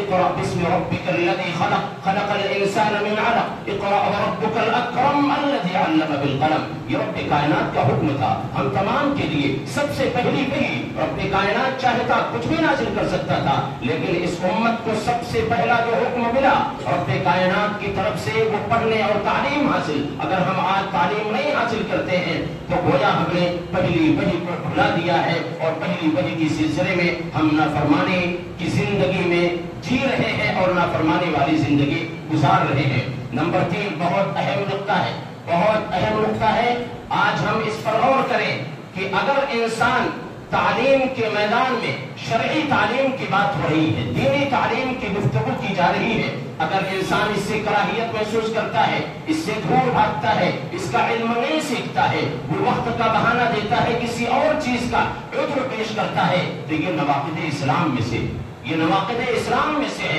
نواقض اسلام 10 ہیں کہ جس کی وجہ سے ایک انسان دار اسلام سے نکل جاتا ہے۔ اگر دینی تعلیم کے تعلق سے ہمیں کراہیت ہے اور ہم اس سے کراہیت محسوس کر رہے ہیں اور ہم اس سے بیزار ہو چکے ہیں، تو پھر یہ اپنے ایمان کے خیر منانے کی ہمیں اور آپ کو ضرورت ہے۔ نمبر 4 اگر ہم دینی علم نہیں حاصل کرتے تو اس سے ایمان کا بگاڑ ہوتا ہے، ایمان ہمارا بگڑتا ہے۔ جس کے پاس علم نہ ہو رب العالمین کا، جس کے پاس علم نہ ہو توحید کا، عقیدے کا، جس کے پاس علم نہ ہو ربوبیت کا، الوہیت کا، اسماء و صفات کا، جس کے پاس علم نہ ہو رسالت کے تقاضوں کا، جس کے پاس علم نہ ہو سنت کی اہمیت و افادیت کا، تو پھر انسان اپنے ایمان کو وہ بگڑ جاتا ہے، اس کا ایمان ضائع ہو جاتا ہے، اس کا ایمان کمزور سے کمزور تر ہو جاتا ہے۔ اور آج یہ انسان کے اندر ایمانی کمزوری ہے کہ انسان نماز کو اہمیت نہیں دیتا، جھوٹ بولتا ہے، اس کے تعلق سے فکر نہیں کرتا، انسان سود اور بیعت میں پڑھ کر کے کاروبار کو بڑھاتا چلا جا رہا ہے۔ یہ ذمہ دار اور یہ ذمہ داری اسی وجہ سے آتی ہے کیونکہ ہم نے علم دین کی اہمیت کو نہیں سمجھا، اس لیے ایمانیات کے جو حصے ہیں آہستہ آہستہ وہ ہم سے رخصت ہوتے ہیں، اور پھر ارتداد کا مسئلہ بڑے زوروں کے ساتھ بیان کیا گیا، وہ ایسے ہی نہیں ہو رہا ہے نوجوانوں میں۔ اور میں یہاں پر واضح کر دوں کہ یہ میں جو گفتگو کر رہا ہوں یہ معصوم اور چھوٹے بچوں کے سلسلے میں نہیں کہ صرف وہ دینی علم حاصل کریں، ہر ایک پر یہ ضروری ہے کہ جو اساسیات ہیں علم دین کے انہیں حاصل کیا جائے، بوڑھا ہو، جوان ہو، بوڑھی ہو اور جوان عورتیں ہوں، ہر کسی پر یہ واجب ہے کہ وہ علم دین حاصل کریں۔ تو رب کائنات نے یہ حکم دیا ہے، قرآن کی اس بات پر دلیل موجود ہے، آیتیں موجود ہیں کہ ایمان اس کا زائل ہوتا ہے۔ آج لڑکیاں اسی لیے جب وہ ایمان کے اعتبار سے مضبوط نہیں، رب العالمین کی محبت ان کے دلوں میں نہیں بسایا گیا، ان نوجوانوں کے دلوں میں رب العالمین کی محبت نہیں بسائی گئی، تو آج ادھر ادھر چکر مار کر کے، نگاہیں مار کر کے، رب العالمین کی محبت کو قربان کر کے وہ کسی اور کے پیار میں فدا ہو کر کے نکل جاتی۔ یہ ایمان کی کمزوری ہے، ہم نے کوئی فاؤنڈیشن نہیں کیا، ہم نے کوئی لکیر ایمان کے، اسلام کے عقیدے کی نہیں کھینچی، تو آج وہ بھاگتے ہوئے کوئی ان کے اندر کمزوری اور کوئی ضعف نہیں محسوس کرتی، وہ نکل جاتے ہیں اور نکلتی چلی جاتی ہیں، عورت ہو یا مرد ہو، بچیاں ہو یا بچے ہو، ہر کوئی آسانی کے ساتھ اسے قبول کرتا ہے۔ جب ان کے دل میں اللہ رب العالمین کے تعلق سے علم ہوتا تو جس طریقے سے سمیہ نے قربان کر دیا اپنے آپ کو، جس طریقے سے صحابہ کرام نے ایمان کے لیے قربان کر دیا اپنے آپ کو، لیکن کسی طریقے سے ان کے اندر مداہنت، کوئی کمزوری، کوئی لالچ، کوئی کمپرومائز کا مسئلہ نہیں آیا۔ کیوں؟ اس لیے کیونکہ ان کے سامنے رب العالمین سب سے اہم، رب العالمین کی محبت سب سے اہم، رسول اکرم صلی اللہ علیہ وسلم کی اتباع سب سے اہم، ان کے پاس یہ علم موجود تھا، اس لیے ان تمام چیزوں کا انکار کر دیا۔ رب کائنات اسی چیز کو کہتا ہے، شہد اللہ انہ لا الہ الا هو والملائکۃ واولو العلم قائما بالقسط۔ ایمان کی گواہی کون دیتا ہے؟ ایمان کی گواہی فرشتے دیتے ہیں اور اہل علم دیتے ہیں۔ ایمان کی گواہی جن کے پاس علم ہو وہ دیا کرتے ہیں، جن کے پاس علم نہیں ہوتا ہے تو ایمان کی گواہی نہیں دیا کرتے ہیں، کیونکہ ان کے پاس اس کی اہمیت اور افادیت کا کوئی تصور نہیں پایا جاتا ہے۔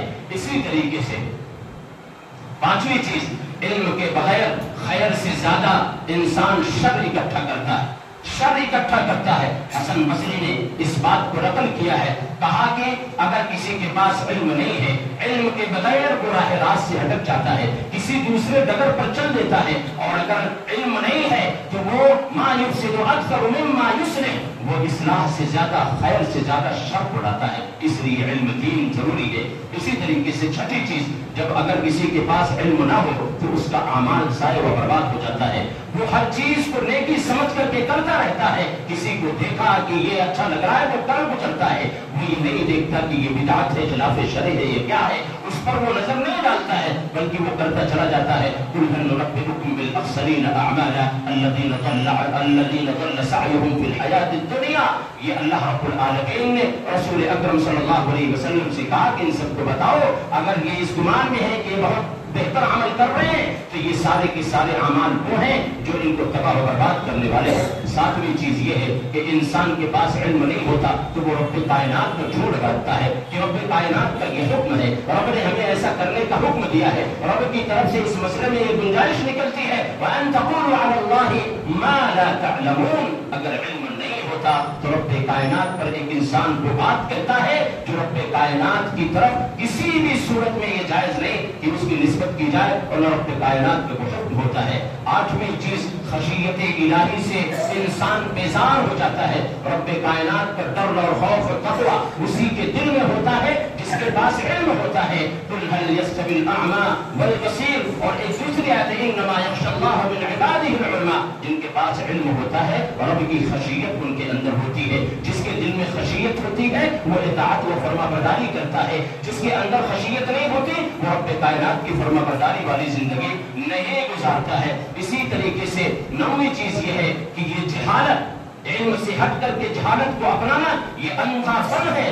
جیسا کہ ہم نے وہ آیت پیش کی قل هل يستوي الاعمى والبصير افلا تتفکرون. قتادہ وغیرہ نے اور دوسرے مفسر نے ایک قول یہ نقل کیا ہے کہ اعمى اور والبصیر جو ذکر کیا گیا کہ اعمى سے مراد جہالت ہے اور والبصیر سے مراد یہ علم ہے کہ انسان جب جاہل ہوتا ہے اور انسان ایک پڑھا لکھا ہوتا ہے دونوں میں برابری کبھی نہیں ہو سکتی ہے. اور رب کائنات نے ایک جگہ پر اور اس چیز کو واضح کیا کہ رب کے نزدیک مقام کے اعتبار سے، مرتبے کے اعتبار سے، اجر و ثواب کے اعتبار سے جن کے پاس علم ہوتا ہے وہ زیادہ بلند ہوتے ہیں. جن کے پاس علم نہیں ہوتا رب کائنات کے نزدیک وہ بلند اور مقام و مرتبہ نہیں رکھتے ہیں. اور رسول کائنات علیہ السلام نے بھی یہی کہا ان فضل العالم علی العابد کہ ایک عبادت گزار بندہ، تہجد گزار بندہ، اس پر فضیلت کس کو ہے؟ اہل علم کو ہے. اس لیے دین کا علم حاصل کرنا ہم تمام کے لیے ضروری ہے. یہاں چیز یہ ہے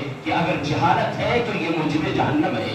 ایک انسان جب جہالت میں جاتا ہے تو وہ جہنم کے راستے پر جاتا ہے. اللہ تبارک و تعالیٰ فرماتا ہے وَقَالُوا لَوْ كُنَّا نَسْمَعُ وَنَعْقِلُ مَا كُنَّا فِي أَصْحَابِ السَّعِيرِ. جب یہ کہیں گے کہ کاش ہم نے سنا ہوتا، غور فکر کر لیتا، تدبر کرتا، علم حاصل کرتا تو آج ہمیں جہنم میں نہ ڈالا جاتا. اس لیے میرے عزیزوں علم دین حاصل کرو. اگر علم دین نہیں حاصل کرتے ہیں تو اس کے ذریعہ سے ہم گمراہ ہو سکتے ہیں، ہماری نسلیں تباہ و برباد ہو سکتی ہیں، جہنم رسید کی جا سکتی ہے. برہمی چیز یہ ہے کہ جہالت ایک ایسی بیماری ہے کہ جس کا علاج بہت ضروری.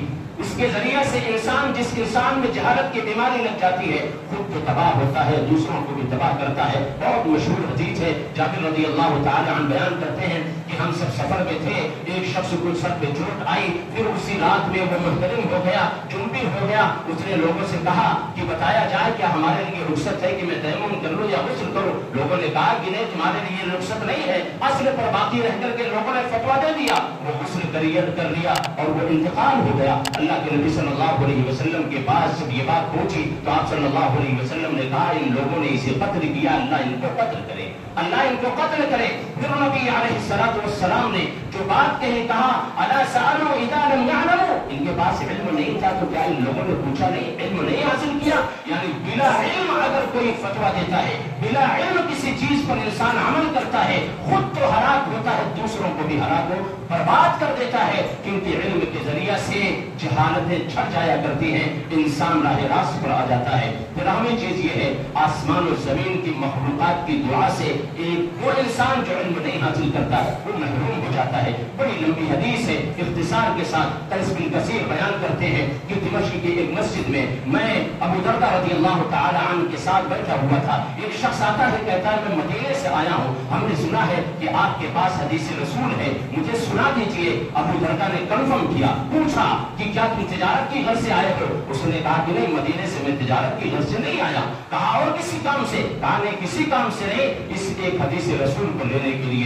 مدینے سے دمشق کا سفر ایک حدیث کے لیے. یہ علم کی اہمیت ہے، یہ علم کی فضیلت ہے کہ ہمارے اسلاف میں اس طریقے سے قربانیاں دی ہیں. اس علم دین کو حاصل کرنے کے لیے اپنے پیشاب تک کو صحابہ اسلاف نے پیا ہے اور نہ جانے کیا کیا قربانیاں ہیں جس کی تفصیل کا موضوع نہیں ہے. پھر ابو درداء رضی اللہ تعالی عنہ نے کہا کہ اللہ کے نبی صلی اللہ علیہ وسلم نے فرمایا کہ جو علم دین کی طلب میں نکلتا ہے رب العالمین اسے جنت کی راہوں میں سے کسی راہ پر لگا دیتا ہے. فرشتے اس کی عزت و تکریم کے لیے اپنے پروں کو بچھا دیتے ہیں. اور پھر اللہ کے نبی نے کہا کہ سنو, اللہ کے نبی صلی اللہ علیہ وسلم کی حدیث نے یہ بیان کیا, کہا کہ سنو زمین و آسمان کی جتنے بھی مخلوقات ہیں سب اس کے حق میں استغفار اور دعائیں کرتے ہیں. اور یہ بھی جان رکھو کہ کہیں لوگ کنفیوز نہ ہو جائیں کہ یہ دریا یہ سمندر زمین و آسمان سے الگ ہیں جبکہ پانی یہ بہتا ہے زمین پر. لیکن اللہ کے نبی نے الگ سے ذکر کیا کہ سمندر اور دریاؤں کے تہہ میں رہنے والی مچھلیاں بھی اس کے حق میں دعائیں مغفرت کرتی ہیں. پھر کہا کہ یہ جو علماء ہوتے ہیں عابد پر ان کی فضیلت ہے. یہ اللہ کے نبی صلی اللہ علیہ وسلم کی حدیث کیا بتلاتی ہے کہ اگر ہم جہالت پر رہتے ہیں, علم دین نہیں حاصل کرتے, علم دین میرے عزیزوں یہی نہیں ہے کہ صرف ہم نماز پڑھ لیں. علم دین حاصل کریں, عقیدے کی بنیادی چیزوں کو حاصل کر لیں, نماز اور طہارت اور وضو اور اس طریقے سے بہت سارے مسائل ہیں. آپ مسجد میں آ کر کے ان چیزوں کو حاصل کریں. ان چیزوں کو حاصل کرنے میں یہ فضیلت صرف ان کو نہیں جو معصوم ہیں, مردوں کو بھی یہ فضیلت حاصل ہوگی, نوجوانوں کو بھی یہ فضیلت حاصل ہوگی, مرد عورت سب کو یہ فضیلت حاصل ہوگی کہ کائنات زمین و آسمان میں جتنے بھی مخلوقات ہیں سب ان کے حق میں دعا کرتے رہیں گے اور وہ جنت کے راستے پر ہوگا. اسی طریقے سے 2 پوائنٹ اور رہتا ہے. چوتھی 14 میں اس میں تفصیل بہت تھی لیکن وقت نہیں ہے.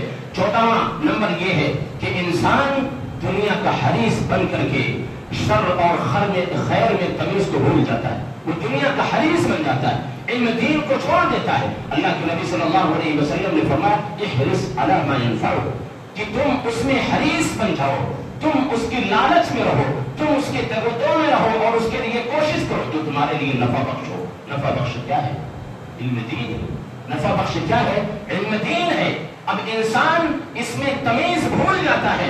اگر ایک انسان علم دین حاصل کرتا ہے تو وہ اپنی آخرت کو سنبھال لیتا ہے. علم دین کی وجہ سے وہ رب العالمین کی قربت کو بآسانی حاصل کر لیتا ہے. علم دین حاصل کرنے کی وجہ سے اللہ کے نبی صلی اللہ علیہ وسلم کی شفاعت کا وہ مستحق بن جاتا ہے.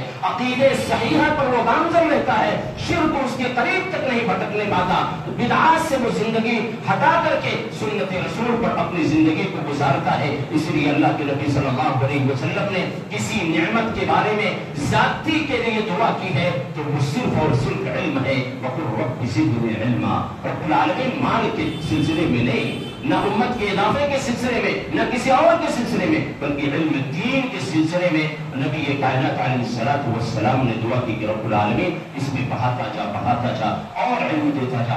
آخری چیز یہ ہے کہ اگر ہم علم دین حاصل نہیں کرتے ہیں تو ہمارا اخلاق, ہمارا کریکٹر, اٹھنا بیٹھنا, آداب زندگی یہ سب متاثر ہوتے ہیں, سب متاثر ہوتے ہیں. والدین کے ساتھ اخلاق کیا ہو, پڑوسی کے ساتھ اخلاق کیا ہو, کسٹمر کے ساتھ اخلاق کیا ہو, سفر کی حالت میں ہمارا اخلاق کیا ہو, آداب زندگی, اٹھنا بیٹھنا, چلنا پھرنا, کھانا پینا اور لائف اسٹائل یہ کیسی ہو, یہ کہاں سے ملے گا, یہ کہاں سے آپ لائیں گے؟ دنیا کی کون سی کتاب ہے؟ رب کائنات نے ہمیں اور آپ کو پیدا کر کے یوں ہی نہیں چھوڑا بلکہ رب العالمین نے اس امت کو, پوری کائنات کو پیدا کرنے کے ساتھ ساتھ قرآن کریم جیسے عظیم کتاب سے نوازا کہ یہ تمہارے لیے ہدایت ہے, یہ تمہاری لائف اسٹائل ہو, یہ تمہارے اخلاق ہو جو اس میں بیان ہوئے ہیں. اور پھر یہی نہیں بلکہ ان کو سکھانے کے لیے, پڑھانے کے لیے, سمجھانے کے لیے رسولوں کا سلسلہ بھی, اور آخری رسول صلی اللہ علیہ وسلم کو بھیج کر کے قرآن کریم کے وہ آیت کہ وَيُزَكِّيهِمْ وَيُعَلِّمُهُمُ الْكِتَابَ وَالْحِكْمَةَ, رسول اکرم صلی اللہ علیہ وسلم کو مبعوث اسی لیے فرمایا تاکہ وہ ہمارا تزکیہ کریں, کتاب و حکمت کی باتیں سکھلائیں. تو یہ ساری چیزیں ہم کہاں سیکھیں گے؟ آج بے راہ روی ہے, شادیوں میں بیجا خرچ ہے, یہ سب وجوہات اسی یہی ہیں کہ ہم نے علم دین کو حاصل نہیں کیا. بے پردگی دیکھ لیں, بے پردگی دیکھیں کہ کس طریقے سے عام ہوتی چلی جا رہی ہے. نہ اس کا شوہر, نہ اس کا باپ, نہ اس کا بھائی کوئی اعتراض کرتا ہے, نہ اس پر ذرہ برابر گرا گزرتا ہے, نہ عورتوں میں کوئی شرم و حیا باقی نہیں رہی. آج تو ماشاءاللہ نوز بیش دیکھا ہی ہوگا آپ لوگوں نے, کیا لکھا رہتا ہے نوز بیش میں؟ ماشاءاللہ کوئین, اللہ کی بندیوں جس کی کوئین ہے وہی بن کر کے رہو. مارکیٹ میں بتانے کی کیا ضرورت ہے؟ تم ماشاءاللہ پڑھوانے کے لیے اس دنیا میں نہیں پیدا کی گئی ہو. تمہیں حجاب دیا گیا پردے کے لیے, تم اس لیے نہیں کہ تم اپنے آپ کو ڈسپلے بنا دو کہ ہم ماشاءاللہ اور سبحان اللہ مارکیٹ میں جا کر کے لوگوں سے کہوائیں گے یہ حرام ہے. عورتوں میں ہیں، اگر خواتین موجود ہیں تو اللہ کے نبی صلی اللہ علیہ وسلم کی سنت کو زندہ کرو. یہ مارکیٹ کے اندر جتنے یہ شارٹ لباس اور پتلے اور باریک دوپٹے اور لباس اس طریقے سے آتے ہیں، وہ مجبور نہیں کرتے، ہم خود اس چیز کو ڈیمانڈ کرتے ہیں. تو یہ ساری کمیاں ہماری ہیں. کیوں یہ کمی آئی، یہ کوتاہی کیوں آئی؟ اس وجہ سے کہ ہم نے علم دین کو سمجھا نہیں، علم دین کو حاصل نہیں کیا. علم دین کی اہمیت کو سمجھا ہوتا، جانا ہوتا، اس کو سیکھا ہوتا، سمجھا ہوتا تو یہ ساری برائیاں جو آج سماج و معاشرے میں دکھ رہی ہیں نہیں آتی. اس طریقے سے بے شمار بگاڑ صرف اور صرف اسی وجہ سے ہے کہ ہم نے علم دین کو حاصل نہیں کیا، ہم نے اس چیز پر غور نہیں کیا. آج ہم خود اپنے آپ کو سوچے جس عمر پر پہنچے ہیں، کیا ہم اب علم حاصل کر سکتے ہیں؟ کتنی کمزوریاں ہمارے اندر، کتنی کمزوریاں ہمارے اندر ہیں، اس کے باوجود بھی ہم علم دین کے قریب نہیں آنا چاہتے. سمجھتے ہیں بس بچوں کے لیے انہیں بھیج دیا جائے. ہر ایک کے لیے ضروری ہے، جتنا ضروری بچوں پر ہے اس سے کہیں زیادہ آپ پر ہے، کیونکہ دنیا میں اور عملی اعتبار سے اور شریعت کے مکلف ہم و آپ ہیں، ابھی بچے وہ معصوم ہیں، اس سے زیادہ ہمیں حاصل کرنا چاہیے. طہارت کے مسائل ہیں، وضو کے مسائل ہیں، نماز کے مسائل ہیں، تجارت کے مسائل ہیں. آج ہم تجارت کرتے جا رہے ہیں، ان کے مسائل کا ہمیں علم نہیں. عمر فاروق کسی لیے کوڑا لے کر کے نکلتے تھے کہ مارکیٹ میں انہیں تاجروں کو اجازت ہوگی رہنے کی اور تجارت کرنے کی جن کو اس کے احکامات معلوم ہوں گے. آج ہمیں احکامات معلوم نہیں. ہر چیز آنے دو، آنے دو، آنے دو، ہر چیز قبول ہے، ہر چیز سیکھنا ہے، ہر چیز جاننا ہے. جاننا نہیں ہے تو کیا نہیں جاننا؟ اللہ رب العالمین کا علم نہیں جاننا. اس علم کو نازل کس نے کیا؟ کبھی سوچا؟ یہ علم نازل کرنے والا کون ہے؟ دنیا کا کوئی اسکالر ہے، دنیا کا کوئی پروفیسر ہے، دنیا کا کوئی سماج اور معاشرہ ہے جو اس علم کو دیا ہے؟ اس علم کا نازل کرنے والا اللہ کے بندو اللہ تبارک و تعالی. اتنا اس کو ہم نے کمتر سمجھ لیا کہ بس نورانی قاعدہ پڑھ لیں، تلاوت قرآن کسی طریقے سے اٹک پٹک کر کے کر لیں، قرآن کو اس طرح نہ پڑھیں جس طریقے سے نازل کیا گیا، عقائد کی بنیادی چیزوں کو ہم نہ جانیں، اور ہم سے اسے معمولی سمجھ لیا. اس علم دین کو حاصل کرنے کے لیے قربانیاں دینی پڑتی اور اس پر اجر و ثواب. رب کائنات سے دعا ہے کہ اللہ تبارک و تعالی ہم تمام کو علم دین کی اہمیت و افادیت کو سمجھنے کے ساتھ ساتھ حاصل کرنے کی توفیق عطا فرمائے. سبحانک اللہم و بحمدک اشہد ان لا الہ الا انت استغفرک و اتوب الیک. السلام علیکم ورحمۃ اللہ وبرکاتہ.